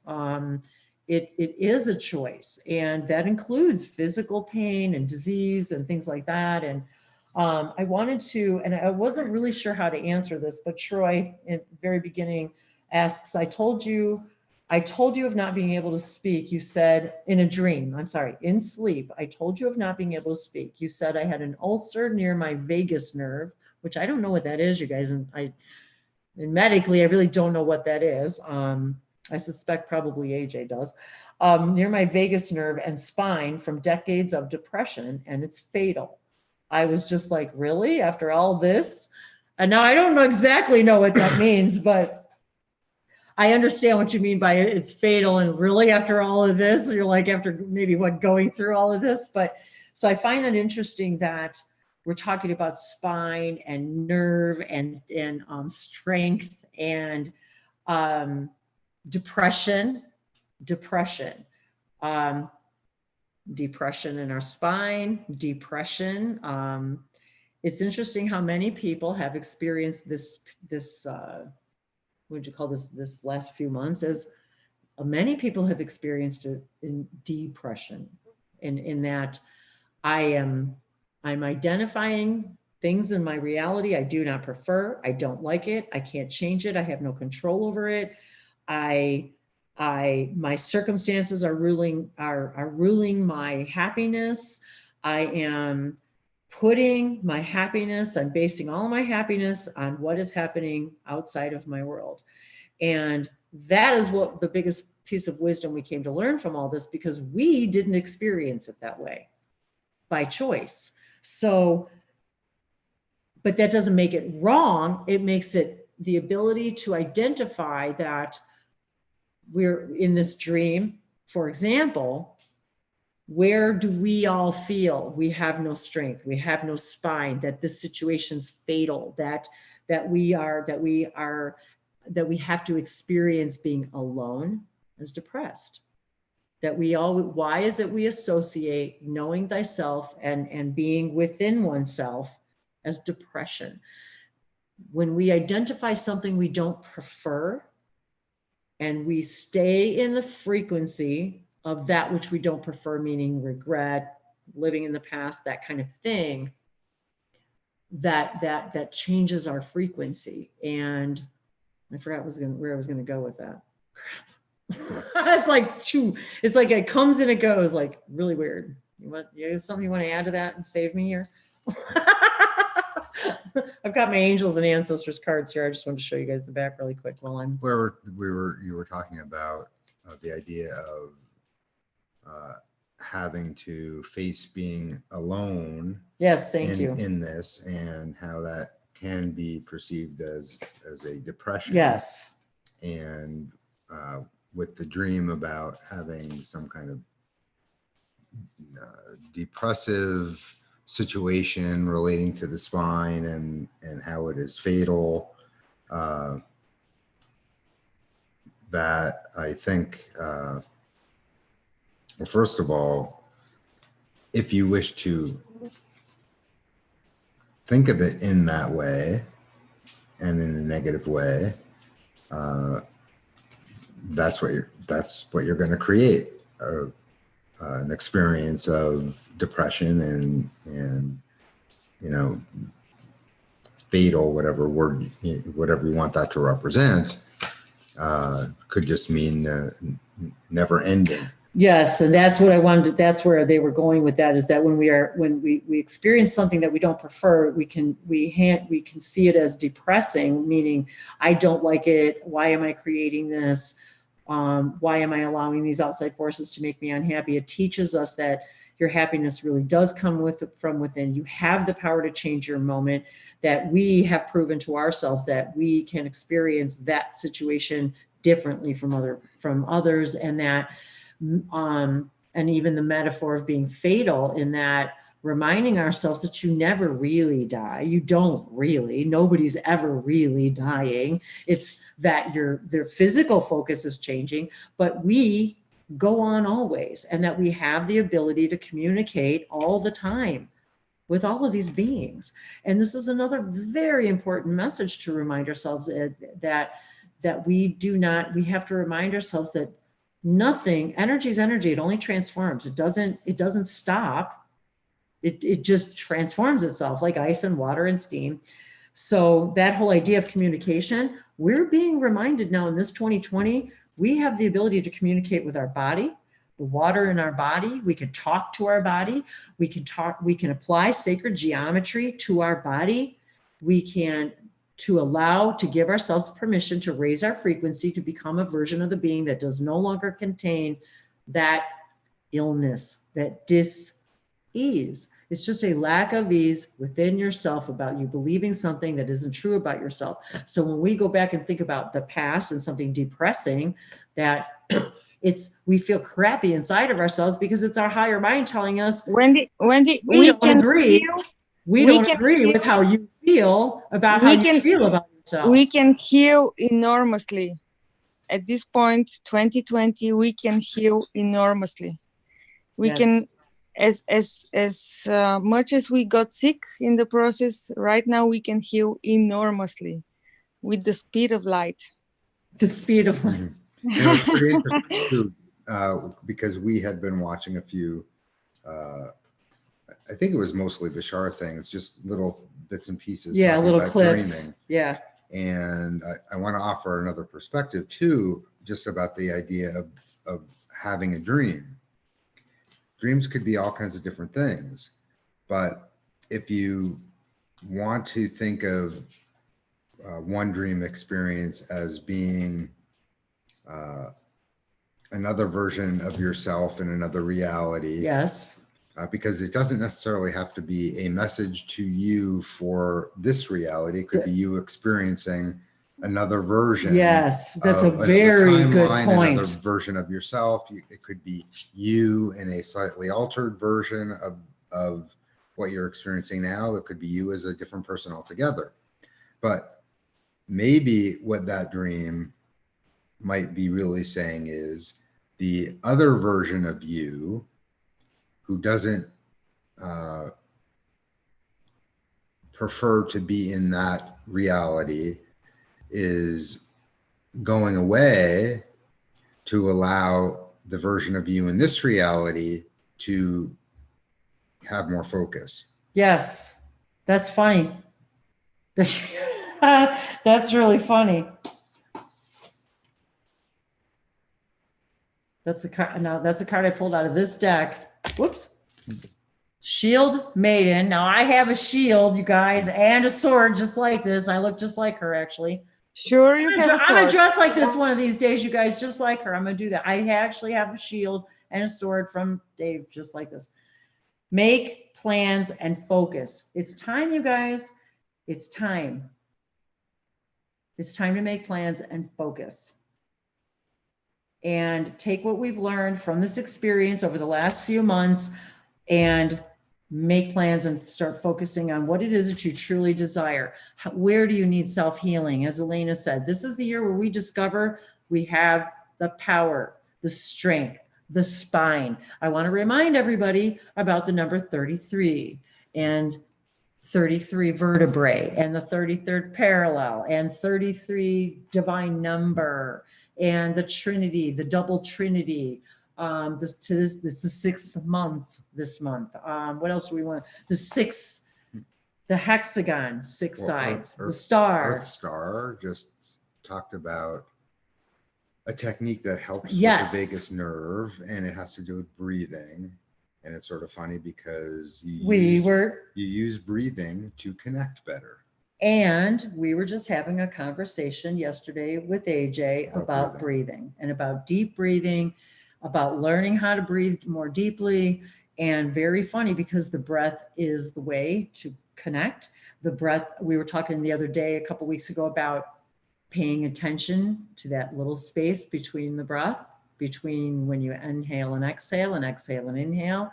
There is a space in there. If you could focus on that space between your breath, it puts you in a completely different frame of mind. It can put you in a different, literally a different frequency state of being. And so she says, for virtue of anyone who may not be able to see this, or Star Village Ivy. She says, I found a vagus nerve. Am I saying that right? Vagus nerve body hack. Breathe in deep through the nose. Hold for a few seconds and then exhale very slowly and empty the lungs through the mouth. And this is true, Ivy. This is one of the ways I have been in my deepest communication. Even just talking about it just now kind of put me in that energy. I've had my most deepest communications with my guides and my angels by doing this exercise, what you just said. She says, repeat that 5 times and it relaxes the vagus nerve, good for meditation, etc. Yes, it is. And this is a message even probably for AJ and anybody else who's listening, is that specific exercise is a deep communication tool. I'm talking to you guys, we have the breath, the trees that breathe and we breathe what they breathe. It's a message, you guys, from nature. Breathing in and out is the connection. That is your connection. How do you tell when somebody's dead? They're done breathing, right? Their heart stops, they're done breathing. Now, you can be not breathing and still be living, right? But if you don't start breathing again pretty soon, you're not going to be living for very long. So think about the depth and the magic. Here's my fingers again. The magic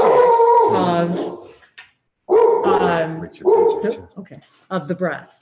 And so what with the ability that we have to move through pain, I will tell you guys, just for, well, example's sake, Lamaze going through childbirth just by breathing. I've done it twice. No drugs, none, zero, guys, ladies, 0. So was it crazy? Maybe, but that's just how I felt at the time, that it was something that I wanted to be able to conquer, experience, whatever the case may be. The real reason at the time was because I wasn't crazy about the drugs that they were using, and I didn't understand it, didn't know how it was going to affect the children. So therefore, I chose not to have any breathing. So this has been going on for, I don't know, millennia, us learning to breathe. Singing, chanting, drum circles, all of this is about breathing, meditation, breathing, yoga, breathing. All of it is about the breath. Connecting to spirit is about the breath. Everything is about the breath. And so when we are in nature, communicating with the trees, we understand that we're breathing what they breathe what we breathe. They're teaching us this exchange, that is how we connect with higher dimensional information, how we connect with our higher mind, speaking to our higher mind. When we send something that we want to, by thought, by excitement, we're telling the universe, give me more of that. So if we're focusing on something we don't want, we're going to continue to receive the thing we don't want. So therefore, when we say something like, I hope it doesn't rain, what we really want to say is, I hope today is a sunny day. There's a difference in the frequency. So when we can begin to be conscious even of our words, the frequency of our words, how we say things, how we talk to ourselves. Self-talk again, that whole self-talk thing, knowing they self-talking to ourselves in a way that's nurturing, not in a way that's admonishing or judgmental. When we say or think these things, they have a change in our molecular structure of our bodies and the water in our bodies that literally, as Bashar explains it too, these negative ideas and things are floating around as possibilities, but until we grab it out of that circle, until we grab that as an idea, as a possibility for ourselves, it still exists, but it doesn't exist in your reality until we create it in our reality by focusing on it. When we focus on it, we create it. Energy flows where focus goes. So when we're breathing, we're putting our focus on the breath. And even Bashar has said when he's channeling, breathing with your tongue at the top of the roof of your mouth, and allowing the air to bypass the back of your throat and your tongue, creates a cycle that you can breathe through your nose without ever having to open your mouth, but it's challenging. So then the idea is to practice that, and then now allow yourself to breathe that way with your mouth open. And it allows a different type of breathing that allows a different type of connection to your body, your molecular structure. Even now, just doing that a couple times, I feel a different feeling right now. I feel a different connection right now. I feel differently. And how many times have been told as children, count to 10, take a breath. Don't say anything until you've taken a breath. It's very interesting how we've always used the breath as a guidance tool for all kinds of things, as we've just discussed. So yes, I love walking in the rain as well. We were sitting outside listening and smelling the rain, and then a friend of mine sent me a video. She was out on her front porch in the pouring rain, and she just sent a video, and it was really weird. I literally could smell the rain while I'm watching this video, because I'm able to associate that smell, that scent, because I already know what that smells like. I can associate it. Therefore, that reminds us all that when you remember something, you can't remember it until you're already in the frequency of it. So if you're remembering a painful event, that means you're in the frequency of it. So how can you rearrange? Or I did a symbol. I was going to show it to you guys. I don't know if I showed it, if it's in this book or not. I did a symbol a little while ago, and they said to me, this is to reverse your reality. Oh, here's some Atlantean key codes that I wrote, that I showed you guys a couple of weeks ago, but I wanted to just share them again with you for some of you who might be interested in looking at some of these symbols. But I had done a symbol recently, and they said to me it was to be used as a permission slip to reverse your reality. And that is what they said to me. This is to use to reverse reality. So it was this idea of, oh, look, oh my gosh, 222. I wrote this on 5/20/2020, the date equaled 11, the birth of the new human. And these are the symbols I wrote on that day, 222. Well, what a synchronicity. And we're talking about 222 today. So I'm going to show you guys these. I don't think I showed these to you guys. So these can be also used. Oh, transmuting trauma. That's what they said. Reverse your reality. So this is the symbol they gave. Reverse, rewrite your past reverse your reality. Reverse and rewrite your past in the present. That is the symbol that they gave to me to use to share with all of you. And you may use this, draw it. You know, if you guys want to trace it, I'll share it. But use this as a permission slip when you're having a situation or a moment, a circumstance that you're feeling, that you are less than empowered in that moment, or that you know is not something that agrees with your higher mind. Reverse your reality and use that symbol to reverse and rewrite your past in the present. That's exactly what we were just talking about. Reversing your past in the present. Transmuting trauma. So that's what they said to me, to use this symbol for transmuting trauma. And they said, transcend, transform, and transmute the trauma. And then there's another page of symbols, opening the gate, the door to the universal heart, self-intimacy, the inner tantra dance. So these symbols here are to initiate opening the gate. The ones above are for opening the gate and the door to the universal heart. And the below ones are for self-intimacy and representing the inner tantra dance.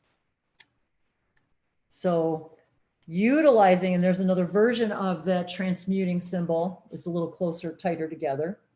But as you can see, what it happens is they showed me, I don't know how many this is, but they showed me starting in clockwise. So they go clockwise and then make an abrupt stop and turn the other direction and finish the circle the other direction.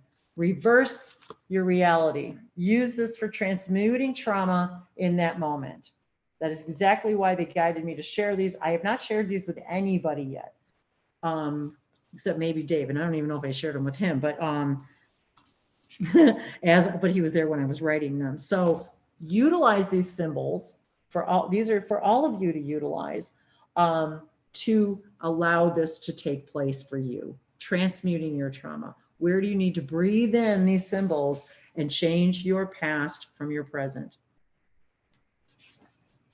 To reverse your reality and rewrite, and to transcend, transform, and transmute whatever trauma that you may be feeling in that moment. So I offer these as our gift to you and all of us. They're a gift to me also. I actually have been, and I think I even told Dave this yesterday or something, that as I'm having these things in my mind, in my own mind, and going through my own stuff, that symbol came to me and they said to me, that is for you too to use, to transmute your own trauma, to in that moment, opening the gate to seeing this universal love within yourself and doing this self-intimate dance with yourself. So there is to help all of us. And I was going to say everybody had to go, Dolores had to go. So I wanted to say thank you to Dolores and Jessica for joining us today.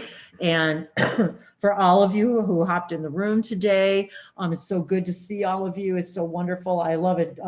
Genetic says 22 is their favorite number. 22 is cool, but 24 is more perfect. For some reason, don't you like the number 24, or is it, no, it's 42? 14, 7. And all of you, I wanted to, oops, sorry. Oops, there goes all my cards. I was looking at positive versus negative. When driving, Ivy writes, when driving and seeing a dog on the road, I tell it to stay on the grass, not to get off the road. That's what we were talking about. Because the vibration of telling the dog to don't go in the road, it hears go in the road. So she's saying, stay on the grass. So when we are, and talking about dogs, we were talking about this the other day about dog training. Dogs learn by positive reinforcement. Humans do better and excel by positive reinforcement, not negative. It doesn't work. Negative doesn't reinforce anything but negative, you guys. Nothing. It doesn't. It's the same frequency as negative. Especially for flies. I know. I'm trying. There is no try. I know. There's do or do not. I know. I don't even see. I can't even say try anymore. Me and the flies. I don't know. We have this relationship that I need to reverse my feeling about flies or something, because the more I show resistance toward them, I swear to God, he's right. They don't leave me alone. They don't leave me alone. I don't get it. And not just in 5s or 10s. No. In droves. Sweet like honey. Sweet like honey. Yeah. So he says. The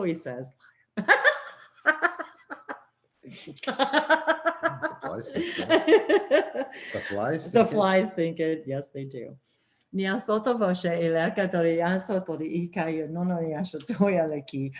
Star, hey, how are you? Good to see you. Say, I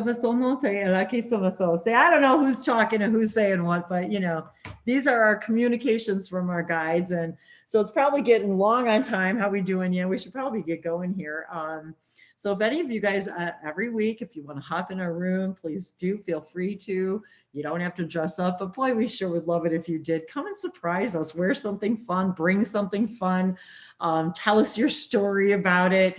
You can see we're pretty laid back here, but we do cover a lot of serious business here. So, but we like to keep it fun and playful like the Dolphin, but understanding that, although I have to say, as Dave would say, there's really nothing serious going on here. And that's what we have to remind ourselves too, is that it's supposed to be fun. We're supposed to be working smarter, not harder.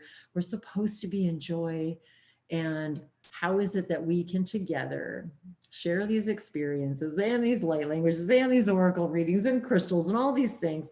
How is it that we can help guide each other through all of this and communicate with each other and remind each other that we together are strong, we have everything that we need, we really are able to make, and again, this is about making plans, you guys. It's time to focus and make plans. That it's interesting how so many people I'm seeing, and as I anticipated and I knew that as things are getting back to normal, people are realizing that their focus is a little bit different than it used to be, and maybe their plans are a little bit different, and maybe the things that they thought were bringing them happiness maybe weren't, or maybe the things that they were afraid to invite into their lives that do bring them happiness, even if it's permission slips.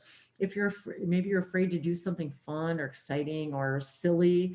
Dave bought a set of pens the other day for making, you know, temporary tattoos and just drawing and just having fun with that. And so there I am yesterday or the day before, drawing flowers on myself. Hey, Jess. It's not a trait. It's insecure or not motivated. Exactly. You're not motivated to follow your highest assignment. Then you have to think about not a trait. It's not, the trait is not really a good word for the. It's true. It's not. It is. It's more, yeah, being uncomfortable to, I guess, to be, and I even say to be ourselves, but we don't even know who that is. I used to think it was fun when we were kids to, you know, put the money in and get the pretend tattoos and put it on, you know, but as an adult, and I don't have any tattoos on my body. So, but as an adult, it's fun. It's just fun. It's fun to, and I even told Dave the other day, I said, remind me every time when we get ready to go to the grocery store or something to, you know, to just draw something fun, because it's fun and I can do it all the time. It's not permanent. I'm going to do that. And do the line before we, so you put the lines on my face and everything. See, now you guys, I will say to you in all honesty, where I lived before, and in another me, there is no way I would have gone out dressed like that or with that on me, or even dressed in some of the things that we wear to these hangouts. And now I don't care. I would be ecstatic because there's one person that's going to look at me and say, I want that. I want to be able to do that. Even if they're saying judgy things about me, about how goofy I look or whatever, what they're really saying is, I wish I had the strength to do that. And isn't that what we all want, is to, when we look at people who are being authentic, who are doing what they love, we judge them, we can become maybe critical, angry, because they're just pointing out to us the things in our lives that we're not doing that bring us joy, even if it's something simple. You know, breaking the insecurities. This is all. Yes. And it's physically healing. And it reminds me, Elena, that, you know, it's these things, you guys, are not BS. They're not just metaphysical. They're physically healing. When we say physically healing, and again, I will repeat, you're raising your frequency to the vibration of where you physically understand you have the capacity and ability, the capability to change your frequency, to not contain that thought, that belief, and that whatever physical symptoms you may be receiving as a sign of communication from your guides, that you are holding on to a belief that is not serving you, making you physically ill at ease, whatever that means, that you have the ability to change that frequency, to not contain that particular vibration, which, as we said earlier, then changes your past, because then that version of you no longer contains even that circumstance. And I know this is difficult for us to understand on a physics, scientific, mathematical level, but it is the way physical reality is created. And Metatron was here today to help us understand, once again, we are all the architects. And thank you for bringing that up. The architects, we are the architects right now of this new human Exactly, and there's another subject here. We are physically able to heal our own selves, but when we interact with different people and without strong empathy that we contain, we always like suck up a little bit of their energy, like we interact, even though if we don't want to suck it up, sometimes we cannot help it. It's just a flow of exchanging. This is the moment that a lot of us and the strong empaths that we are should really understand that it's like when people do not ask from us help, when we just interact with them, and when they're broken or how you say scarred or somehow imbalanced, it's not our mission in life to fix them. It's our mission in life to be neutral and not to be affected by it, and to give them a personal example about how a strength of a spirit can be sustainable, even though everything around it is crashing down. Absolutely. Thank you. That was very, very, very well put. That is exactly right. That we still seem to think that our circumstances dictate our frequency. It is not. Your frequency dictates your circumstances, because your circumstances have nothing to do with what's going on outside. Nothing. Not really. The clip we just listened to with Elon. Elon, love Elon. Was he, who is Sasani? Yes. He said in his society, they don't look at things as others having imperfections. Ever. They look at everything being perfect at all the time. So when someone else that they encounter, let's just say, as we would describe, is in need of some kind of healing, they don't look at it that way. So there's nothing negative to be absorbed. They're looking at everything as perfect for that person at the time, even if it might seem like it's not perfect. Everything is perfect. Everything is exactly how it should be at all times. So there's no need for healing. There's no need for changing what is already. And they might use it as a reflection or for some sign or observing something that might be some kind of belief that they might have that needs to be changed or adjusted, or something they might be feeling at the time that the person is showing that to them. So that is being shown to them in a perfect way.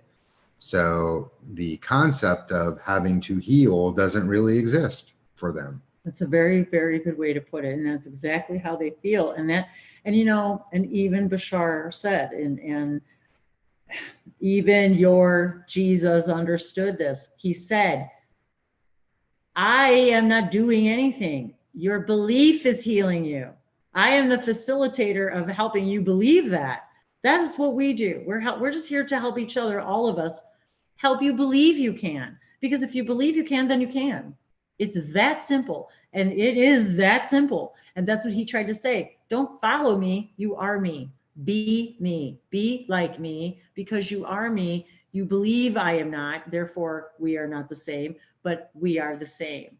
You have the same capability, but you don't believe you can. So you're using me as the instrument for that belief. This is what we and I and all of us are working on now. Belief systems. Identifying how does a thought become a belief? How do we create a physical thing, reality, place, circumstance, anything? How do we create a thing from a belief? How do we create the thing that we're living right now, the mirror we're seeing that we call reality? How do we create that? By our thoughts, by what we believe about ourselves. And isn't it true, all of us, that we didn't know how to do something, you believed you couldn't do it, you learned how to do it, then you couldn't figure out why you ever believed you couldn't do it. Why did I think I couldn't do that? I did it. So do it scared, but do it anyway. That doesn't mean you can't do it. So when we say scared, just like Elena said, there is no fear, is just a belief that you are telling yourself something about the thing that you want to do or have, that you think you can't have it or do it. It's just a belief. If it's relevant to your path, and this is another thing that we have to remember. Sure, maybe you can believe that you can do it. Maybe you can do this thing that you and heal, but maybe that's not part of your path. Maybe your journey was to figure out something else about why you've chosen this journey and how can I be in my highest joy and excitement and passion while in this circumstance. And David said that to me many times too. How can we be in our highest joy in this circumstance? If you can be in this highest joy, whatever that means, that doesn't mean you have to be jumping up and down and excited. That's not what that means. It just means, how can I be content and allowing, as Elena said, to be neutral in the situation, not see it as negative or positive, but to see it as, it doesn't need to affect me if I don't want it to, but if is it a message for me? What is it? How is it serving me? What is it showing me in my life? That maybe I have a thought or a belief that isn't in harmony with what my higher self, God, the angels are that know to be true about us. Or you just have to work with it. You just have to overcome it, to upgrade it, and just if it interacts with you, you just know this is something it's given to you as a lesson to build up a little bit, to get stronger, but not to be affected. So one of the things that Bashar says is, if you cannot imagine something you are not already the vibration of, yes. So just for instance, if you could imagine being in a way that you wish to be, which might be healed from something or not affected by certain circumstances. If you could imagine what it would be like to be in that circumstance, yes, then that circumstance actually already exists for you, and you just have to be in the energy of those circumstances. And the circumstances have no choice but to take you there. yes. And as you just said, and there's some people who it seems like they don't have good imaginations, and when you say, could you imagine not being in the in the situation that you're in, and people say, I can't imagine any other possible way, right? Well, maybe that's because they're supposed to be experiencing it in that way, Yes. and they're not able to imagine it because it doesn't exist in that way.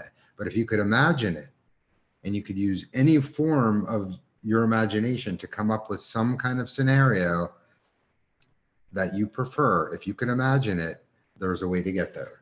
Exactly. And that's what Jesus said. See yourself as I see you. Perfect. See yourself as Elon sees us. Perfect. If we could see each other as always perfect, we would know that even if it's something that reflects something we don't like, it's still perfect. But something else you said though, about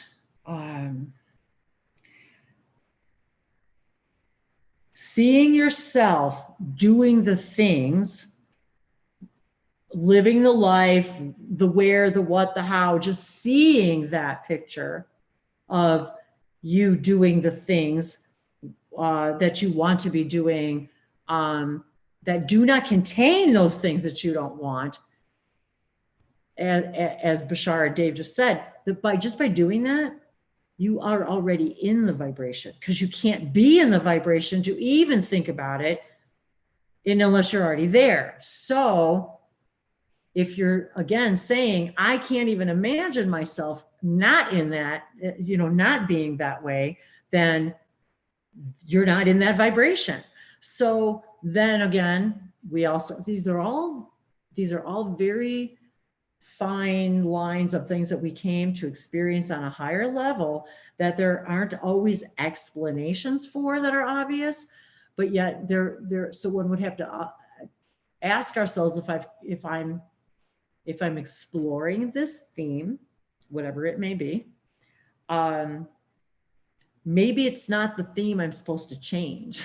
Maybe it's the perception of my theme I'm supposed to change, or maybe it's to show me my true strength in that as a master of my limitation, that I have chosen this particular, if you want to call it a limitation, which I don't see it as limitation. I don't even like that word, because it still implies that you're less than something, that you're less than perfect. When we say, so as we master limitation, we understand that even if I have what I perceive as a limitation, meaning say a physical inability to do something, right? Whatever.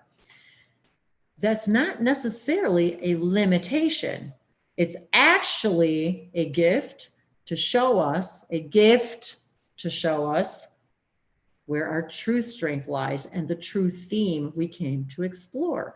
Perhaps it's the theme to be the inspiration to another, to show them that under the same or similar circumstances, you can too shine and you could either use the circumstance as a reason to not fulfill your life's desires and be happy, or so do you see how so somebody may say, well, I want to be healed of this thing. Maybe it's not about that. Maybe it's about you figuring out how you're supposed to live your highest joyous excitement, passion, life in the circumstance to be that inspiration for another person. So I'm going to use AJ as an example. I'm waving. Hi, AJ. The last day or so, he has been working on some computer homework for getting certified for scuba diving, which is a requirement, at least in the state of Florida. I don't know if it's universal, but I guess every state probably has its own tests that you take. But I don't even remember when it was. Toward the beginning of the year, we had the opportunity to take him scuba diving. Now, he's a quadriplegic. The idea of scuba diving was completely beyond Not even our wildest imagination. Wasn't even in the radar, I don't think, right? It was completely beyond his wildest imagination. I mean, couldn't even imagine himself doing such a thing. I mean, he wasn't even in a pool since his accident. So the idea of actually scuba diving was just totally beyond anything we could have imagined. But we were all, and I'll say collectively, given synchronicities and opportunities that came up because of being in the right place at the right time. And even, on our way to that place, we were held up in traffic, that if we weren't held up in traffic, the person who happened to see us would not have seen us, all these weird things. But, he asked AJ, you want to go scuba diving? And he said, sure. Sure. So, of course I was like, well, what do you mean? Wait, what? Scuba diving? And he was like, I don't know. He asked me, I'm like, okay. So we did it, and he went scuba diving. It was pretty great, you guys. And I've got the videos. If you guys want to see, I can send you the link to the videos. And it was in a pool for initial training and his experience. But he did so well that if he wants to continue pursuing it, he could scuba dive with help, but he could scuba dive in the ocean with the dolphins and the fish and the other things. And, that is, something we can certainly now imagine that we never would have been able to imagine before. I want to say to you guys too, that me being even a small part of this circumstance in that sense, very interesting. I was guided to take videos of him beginning to end through the whole process of them getting him out of the wheelchair, in the chair, in the pool, in the equipment. The thing I wanted you guys to understand about this particular situation, I'm glad you brought it up, is because of the ripple, literally water ripple, the ripple effects. They asked me if they could use my videos. I just shot just videos I took the videos because I wanted AJ to see himself from our perspective in the water. I wanted him to see himself, what he was doing and accomplishing. I also wanted to see him from our perspective, the team that's involved.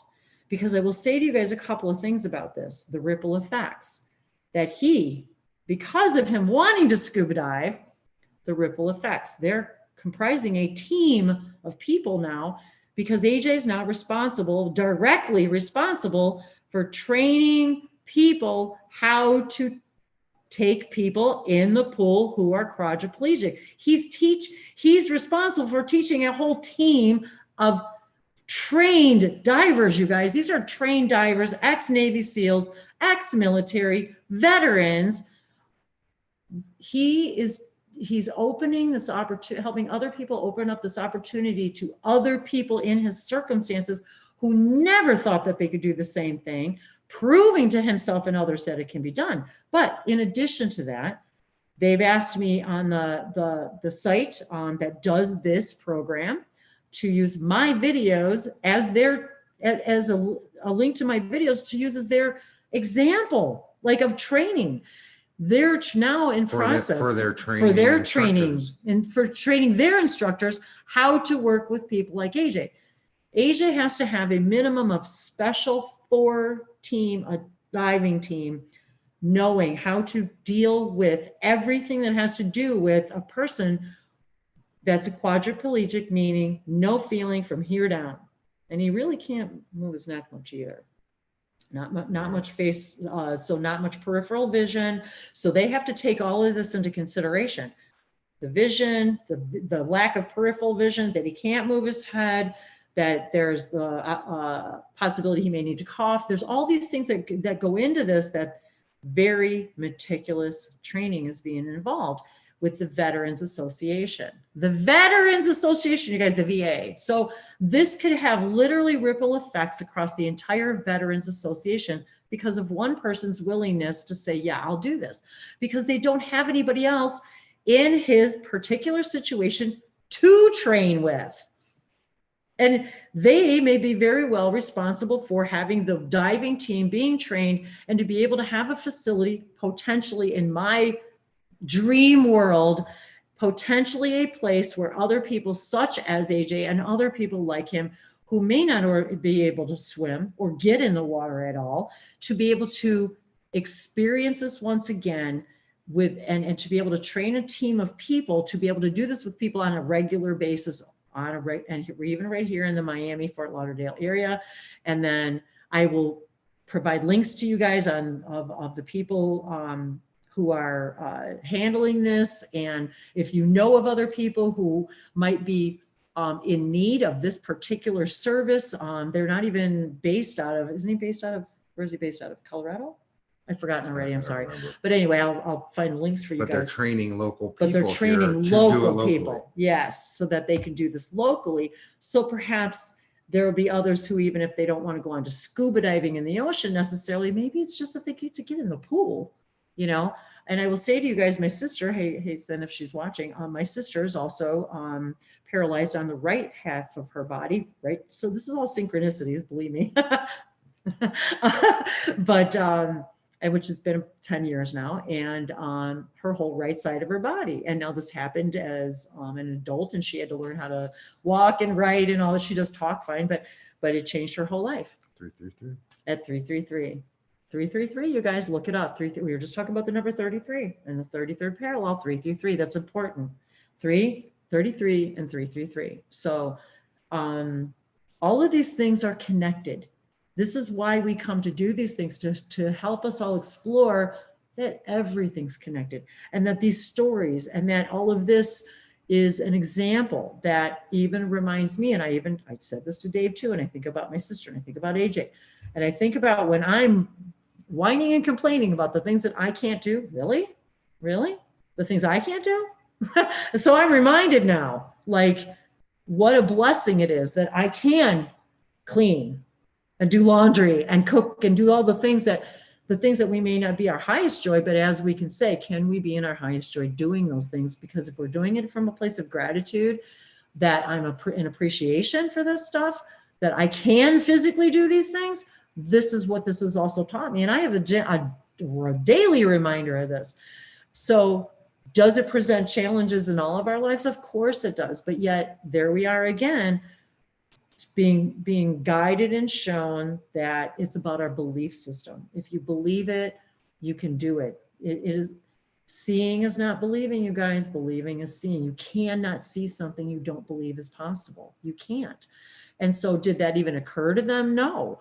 But maybe there was a rocket of desire, as Abraham, Esther Hicks would say, that this wanting a sense of freedom, even if you are in a situation in your body that maybe feels less than free. So I even had some telepathic messages that I was guided to give AJ a long time ago, and this was long before he discovered this thing about scuba diving, was that I was told to him, ironically, I was told to tell him to connect with the dolphin, that there are people in his life and his family that are wanting to connect with him through the dolphin energy in the water, and that I was guided to tell him to meditate and pretend he was swimming in the ocean with the dolphin. And it wasn't, I don't know how far long after that, that these people approached him about scuba diving. It was weeks, you guys, weeks that so had I hesitated to share that meditation with him, one, I would have not completed that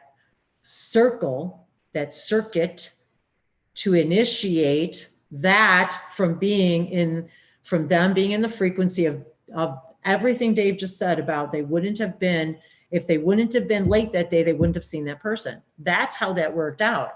Had I not shared that dolphin thing with him that day, maybe that whole cycle wouldn't have happened because the frequency wouldn't have been the same. I don't know that for sure, but I can tell you that's what they're telling me. So it created a whole new reality. Now, had I hesitated to share that because of feeling like I shouldn't, or that whatever, judging the message, I would have been denying myself and him the completion of that circuit. And perhaps that was the circuit that needed to be completed in order for that to take place. Now, I will say again, even if even if it guides you to a particular thing, maybe scuba diving isn't the end result here, but maybe it is.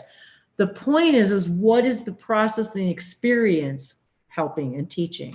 And how I got to meet people I would have never met. Dave got to meet people I would have never got to experience that. That training people who do this for AJ would have not had that video on their website now, showing how this can be done for other people who say, how in the world could somebody do that? Well, now, do you see how all of the threads took place with all of this? Who knows where this is going to take any of us? Maybe it won't take us anywhere but where we are today. Doesn't matter.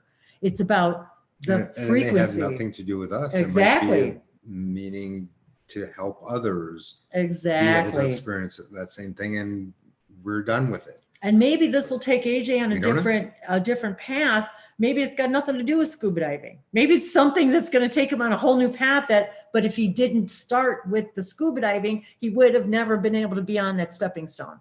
So who knows where it could take it? Maybe he'll be the person who is I am the representative for saying I am a quadriplegic that can scuba dive, and so can you. And I did this and I did the programming. But even if it's just the self-satisfaction of it, or the challenge of doing the classwork, it's not easy for him to do the classwork with the apparatus that he has, no hands, to take a class using an apparatus that Dave would have to explain how it works, but to use it on his phone or his computer to actually being able to actually answer questions and take a test and be able to actually read the material.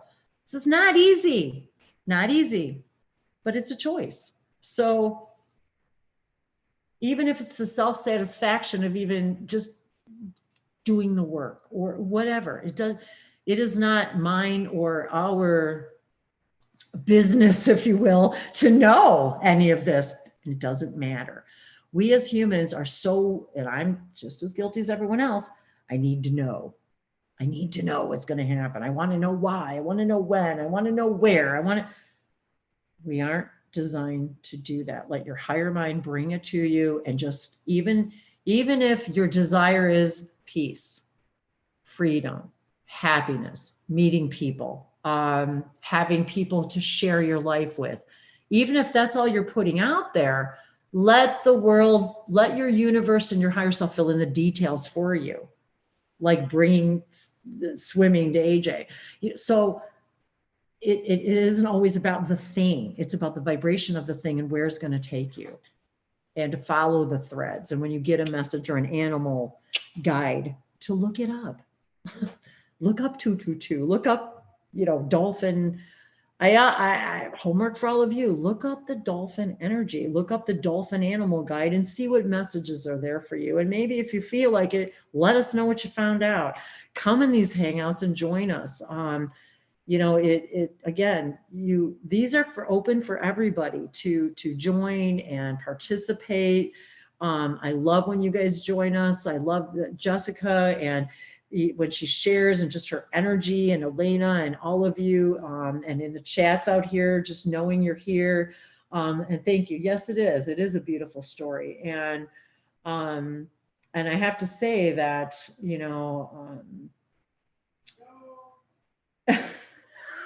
what did he just say? I don't know. AJ's hollering. He's watching on YouTube, which is he's 30 seconds or a minute. Oh, so we're all, so he's got a little delay there. So he's kind of catching up with us. So, but yes, it is a beautiful story. And obviously it was a story that someone or all of us needed to hear today for us to talk about. And it is a very unique situation, and I'm being reminded of that all the time, and how we can look at these kinds of circumstances and situations, and how, and instead of focusing on the challenges, how can we focus on that this is a very, very unique situation where we all have this really great opportunity for, and not just us three, but for all of us in general in our lives, to take these opportunities, to take these things as far as we could take them, and say to ourselves, you know what?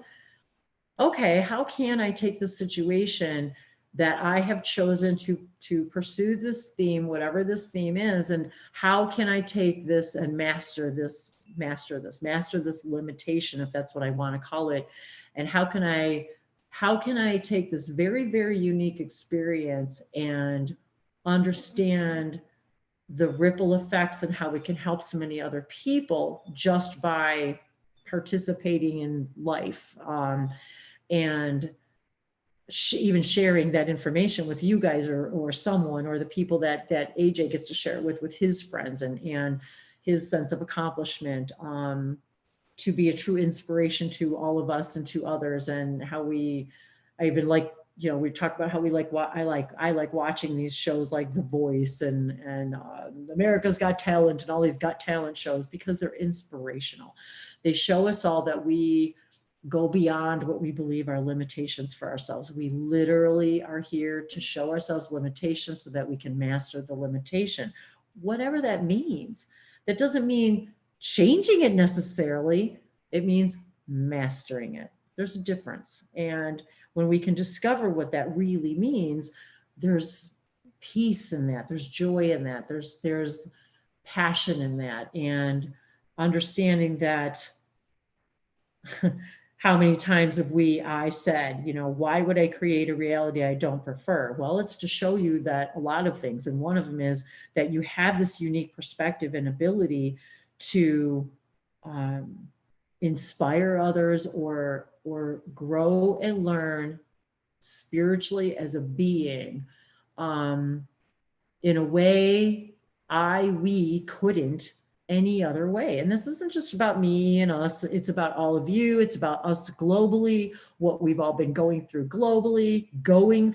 See, even that. I don't even like using that term, because it makes it feel as if this was something negative or terrible, or were there things that we didn't prefer? Yeah.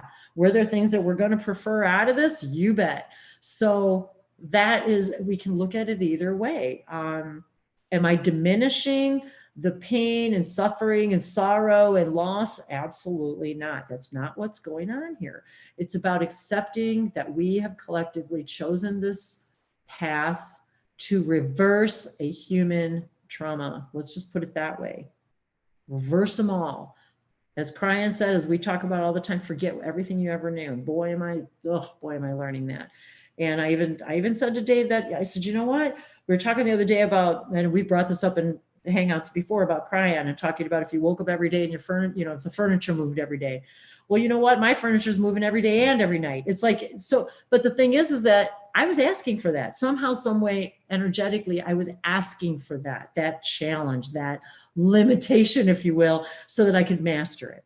And so if we can master the furniture moving every minute of every day and you not knowing what's going to happen next or where you're going to, if the chair may fall out from under you and being okay with that, well, then isn't that what we're all here to master? So if we can be okay with that and that, okay, well, I guess if I can accept that I came for the furniture to move every day and that's what I have to learn to deal with and understand, then how can I look at it as fun? Why do we play musical chairs? I was just reminded of that goofy game. Why do we play that dumb game? Musical chairs where somebody gets left out of a chair. I don't know. What a silly thing to even think about. Hula hoop girl. Hula hoop girl. We talked about too slow hula hoop girl. And Dave's talked about that, about a circumstance that he was given the opportunity and in 3 seconds, because he didn't answer quick enough. It was like a half a second. Half a second. So sometimes we only have a half a second to change our reality, to reverse our trauma, to reverse our reality. We only have a half a second to change that frequency in order to change maybe eye contact. Maybe somebody wants to say hi to you. Maybe in that moment you have a choice. What are you choosing? Are you choosing limitation or are you choosing mastering the limitation? What belief are you feeling in that moment that makes you feel you can't engage in something in that moment that might change your life forever and ever and ever? I never anticipated, well, I always anticipated I would do something more with this, with light languages, with exploring multidimensionality. And and for those of you who are not familiar, when I did my first light language event here in Fort Lauderdale, I met Dave for the first time in person. I met AJ for the first time in person. I met a lot of people for the first time in person. Ivan, where are you? Ivan, our buddy Ivan was supposed to be here today. I say he is in Florida and we were hoping he would be here today for the hangout. So he's not here. So I'm saying, Ivan, where are you? Because I was hoping he would be here today to hang out with you guys. But that was part of the point, was I'd never met Ivan before. I'd never met Zinnia before. I'd never met most of those people in that room before. And so by surpassing my own beliefs about my own limitations, because at the time I lived in a different state, about flying somewhere, about attending and facilitating an event like this of proportions I had never dealt with before. I'd never done anything like this, especially in a hotel, and doing it at the degree in which we did was all new to me. But yet I felt like, and that weekend for sure was a master of every limitation I could possibly even begin to tell you guys. And yet the things that I learned and the ability to see that what I saw as a really limited and traumatic and very frustrating and upsetting situation, to be able to meet somebody for the very first time and have them hold my hand and ask me if it was okay if they showed me what that situation looked like from their point of view, and for me to be able to tap into that communication and see it from his eyes and from the eyes of each person in that room, was a very emotional, very eye-opening experience, and also a very opening experience for us as well, although I don't know if we even really knew it at the time, because it was just a gesture of kindness, and that he needed me to see how I was thinking. I was looking at something from every possible negative. That all the things that went wrong and the things I didn't get to do and didn't get to share, and everything that went wrong in that event. When I say wrong, but nothing was wrong at all. It was all perfect. And and this is what he was showing me. But no, you have to see how this really was perfect. It was perfect. And you have to see how, despite all of that, look what I saw and look what I saw. And so that in and of itself is such a gift to be able to communicate that with somebody. So all of these things were things that I was stretched beyond my understanding of my own limitations. And I went beyond my limit, that what was, I thought my limitations, and realized I was capable of a lot more than I thought I was. In addition to allowing myself to allow a perfect stranger, if you will, not a stranger, but I mean, we had known each other, but not met each other before that, to allow myself to be able to see the beauty of a situation that I saw as anything but beautiful, and to see it in its perfect state. And that's what this is all about too, is to be able to see ourselves and our circumstances from the perfect state that it really is. If we could leave with any message today, I think that that would be, is to see yourselves as the perfect that you really are, even when you're angry or upset or annoyed or irritated, or whatever the case may be, to know that no matter what, and as he gracefully always says to me, that you're still perfect, you know, you're still perfect in every expression. And I want to know all those expressions, even if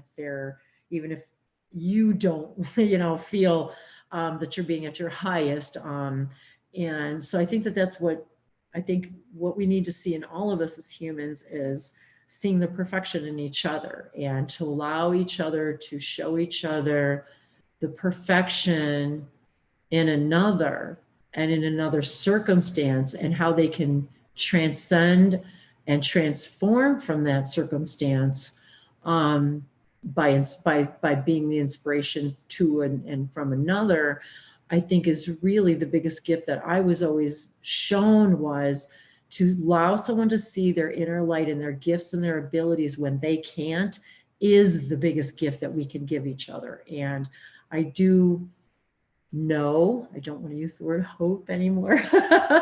I know that because we're together and we're doing this, and that all of you are here with me, and that and that you are here experiencing this with us, that you are in your perfect state right now, whatever that state is, and that I can see you in that state, and that so many of you, one of the reasons why I like to share these personal things is because I don't want people to think that I'm immune to any of this, that I'm above or better than, or don't experience these things, because it's not true.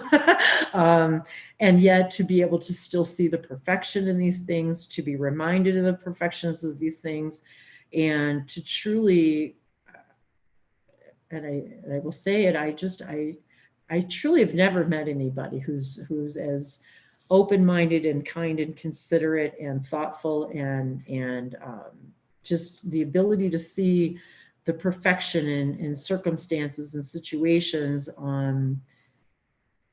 even when I'm at my worst, is truly a gift, and it's taught me a lot. And I just need you to know that. And he already knows that, but I just want, you know, because it's true. It's not about not having the challenges or the limitations. It's about how we respond to them. And even when I'm not responding in a way that is in my perfect form or highest form, to be able to still be seen that way, that's how we need to see each other. And that is a gift that is beyond measure, beyond words. And if all of you can do that for another, that is a gift that has ripples beyond any of your imagination. So I don't really know where else we can go with this today. I'm in awe and gratitude with all of you, and with this, and us, and Dave, and AJ, and everything that's going on. I'm in awe of me, and all that we are together and doing all of this, all of us. I mean, all of us together, and how you guys interact with us and me, and Dave. I had to laugh. He's been doing some light languages, and everyone's a couple people have said, "Oh, you've been holding out on us, huh, Dave?" Yes, he does speak light languages, and most of the time very quietly. But yes, he does speak them, and most of the time just to me. But I would like to leave you guys with some light language blessings today, and if Dave would let us well, to really just crystallize everything that we've talked about today, to open your hearts to your own heart, to your own guides, your own guidance, to know that you are perfect, and just allow these messages to settle in to your own, I want to say your own sacred geometry, and know and believe that you are wonderful and perfect as you are. And as I'm reminded, and as God source reminds us all, that, you know, we are really reflections of that light, and we are capable of all of these things. We are creators, and we are the stories of source, and you are a perfect story. We are a perfect story. And just like when you watch TV and movies, there's sad things that happen, and people die, and people get sick, or they cry, or there's heroes and heroines, and there's bad guys and good guys. And yet if we think about, if we watched a movie, or if everything was like, if there was no challenge, what would be the point of the movie? What would be the point of the story if you had no adversity, if there was no story, no plot, no challenge, that is what we do in music and television and poetry and all of this. And so we're stories, and it would be kind of boring, I guess, wouldn't it, to watch a movie that had nothing but good things going on, I guess. Maybe, I don't know. I just think, what would our life would be like if we really had everything we wanted every day? Are we afraid to figure that out? I'm not sure, but well, we could give it a try. We'll give it a try. Well, we'd like to give it a try, and we thank you guys for giving it a try with us. And I just want to see if there was any other notes here. Anthony. Hey, AJ. Hey, Angela. Love you guys so much. Liana says, you are my hero, and love your passions and selflessness. And it really is a blessing to be here today with all of you. We thank all of you for seeing us as a blessing, but we really see it the other way around. Truly, we do. And even when we're tired or crabby, well, he's never crabby, but when I'm tired and crabby, you know, and it's you guys that bring me back, and knowing that you're here and you're sharing, and that I can be real and you guys can be real, and that's what this is all about. And we're not here for pretense. We're not here to pretend we're something we're not, or we're just here to show you guys all that you are and all that we are. And we're just so excited that you guys are here with us, and come play with us, come hang out with us, and, you know, just be yourselves, whatever that is. And, you know, we're always happy to share with you. So thank you all. No tobashe. And yeah, no more try, just do. And remember, you guys, Yoda says that, and it's true. And we talk about that a lot. There is no try. You're either doing it or you're not. And this is what we play in this try. There's no try. And we say, well, I'm trying. Well, you're doing it. You're doing it. Even if you're doing it and you're not, maybe you're not doing it the way you think you should be doing it, you're still doing it. So don't feel like you're not. You're perfect. You're wonderful. You wouldn't be here if you weren't strong and courageous. So it's time for all of us to set our focus, make our plans.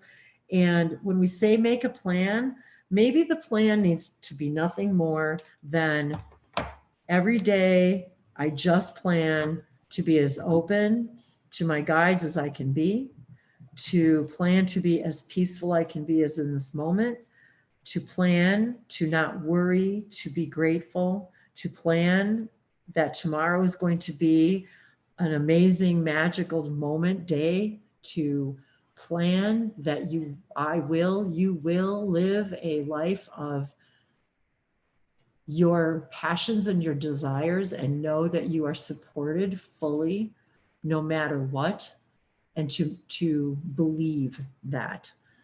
So I will leave you with these blessings, and if Dave would like to share as well. And with that, we thank all of you. All of the stuff in between, and look for more. There's Elena wants to do some things today too, or today. I said Elena wants to do some things, and so she was here today. So she and I will be doing some more hangouts. Dave and I will be doing more hangouts at different times and different days. There'll be lots more things going on in collaborations. And Jessica, it's always a joy to be in your presence. Thank you for all your love and support, your private messages, your rainbows. It means so much to me. So Thank you all. I love you so much. Liato veshe ikaya. Mato veshe no sisiana baliato. Miava sonose simadamaloba kotovekia isha nitaya. Nive satobiano miata vekia sisea sakiaroke. Mishai miana mala shamana kote. Kibala koto veshe nise. Minami namalo koya shatea me sava. Soveshanote viano malavo kotave. Shanete, shanate, shanasala. Mamora kiato, kovasho, kovashanaye. Ne matoveke, sesasomotor veshe, evashono se iama. Iama niapokote, imamarokose. Savashonate veliano makoturuko. Piashe. Mi tarikiano maravaso saveliano malosava. Mi tema. Amiatu imahala Elohim alakotere shese. Ma angeliki taveshe. Ma zubasana. Mote ibakia. No me davariotora kiama no me ashano soe. Siva. Sovasone tieva koya baruku. Vishano sea. Samasomato viatawa. Me savaso. Sevaso. Epateve kia soe. Sevashonia yamatu. Momope tavikilana ni aso seva. Kupaya seata. Boshe matu viata. And remember that you are always channeling to another, for another, guiding another by your experiences, by sharing your love, your engagements, your daily activities. Navoso bakole abatora beshese. Sevoto mita, miato, a mutual invitation and exchange takes place. Nabuboya, tevasono bealoko deveshe. Iaina tatiopoloko pateresh se. Mitave suva, suva. And do not judge how you receive information and messages. It may just simply be an instinct, dobote, viatole, a guidance, votoveshanasete. Miabokea taraveshe imato. Ask a question, open up a random book, batobe, point, tovakia toda to the word, ivashanose, that's your message. Topukea. It is that simple.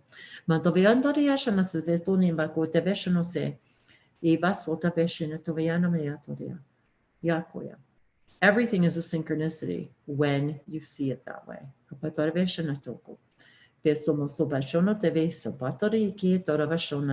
Simply a door, double quotation to introduce you to another mirror of yourself.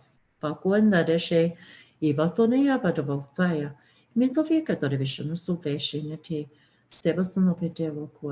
why would you ever fear looking at such a beautiful, beautiful creation?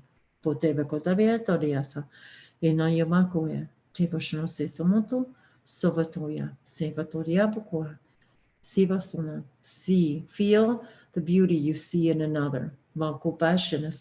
Even when they do not. You recognize the God, goddess within them, the light within them. To remind you of the light within you. Each of you is a candle to each other. Illuminating, showing the way for each other. Simply to your own perfection. But you must believe, believe in this perfection.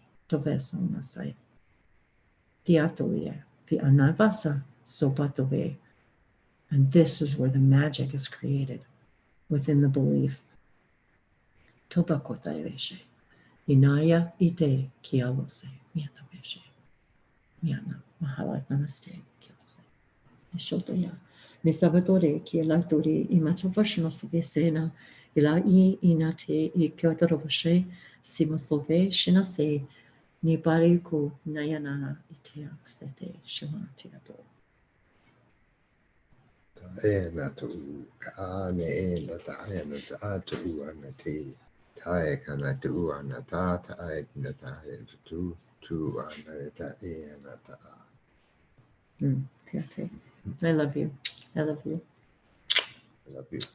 Bye, everybody. Nasatia, Kachina, Tayasa. Okay.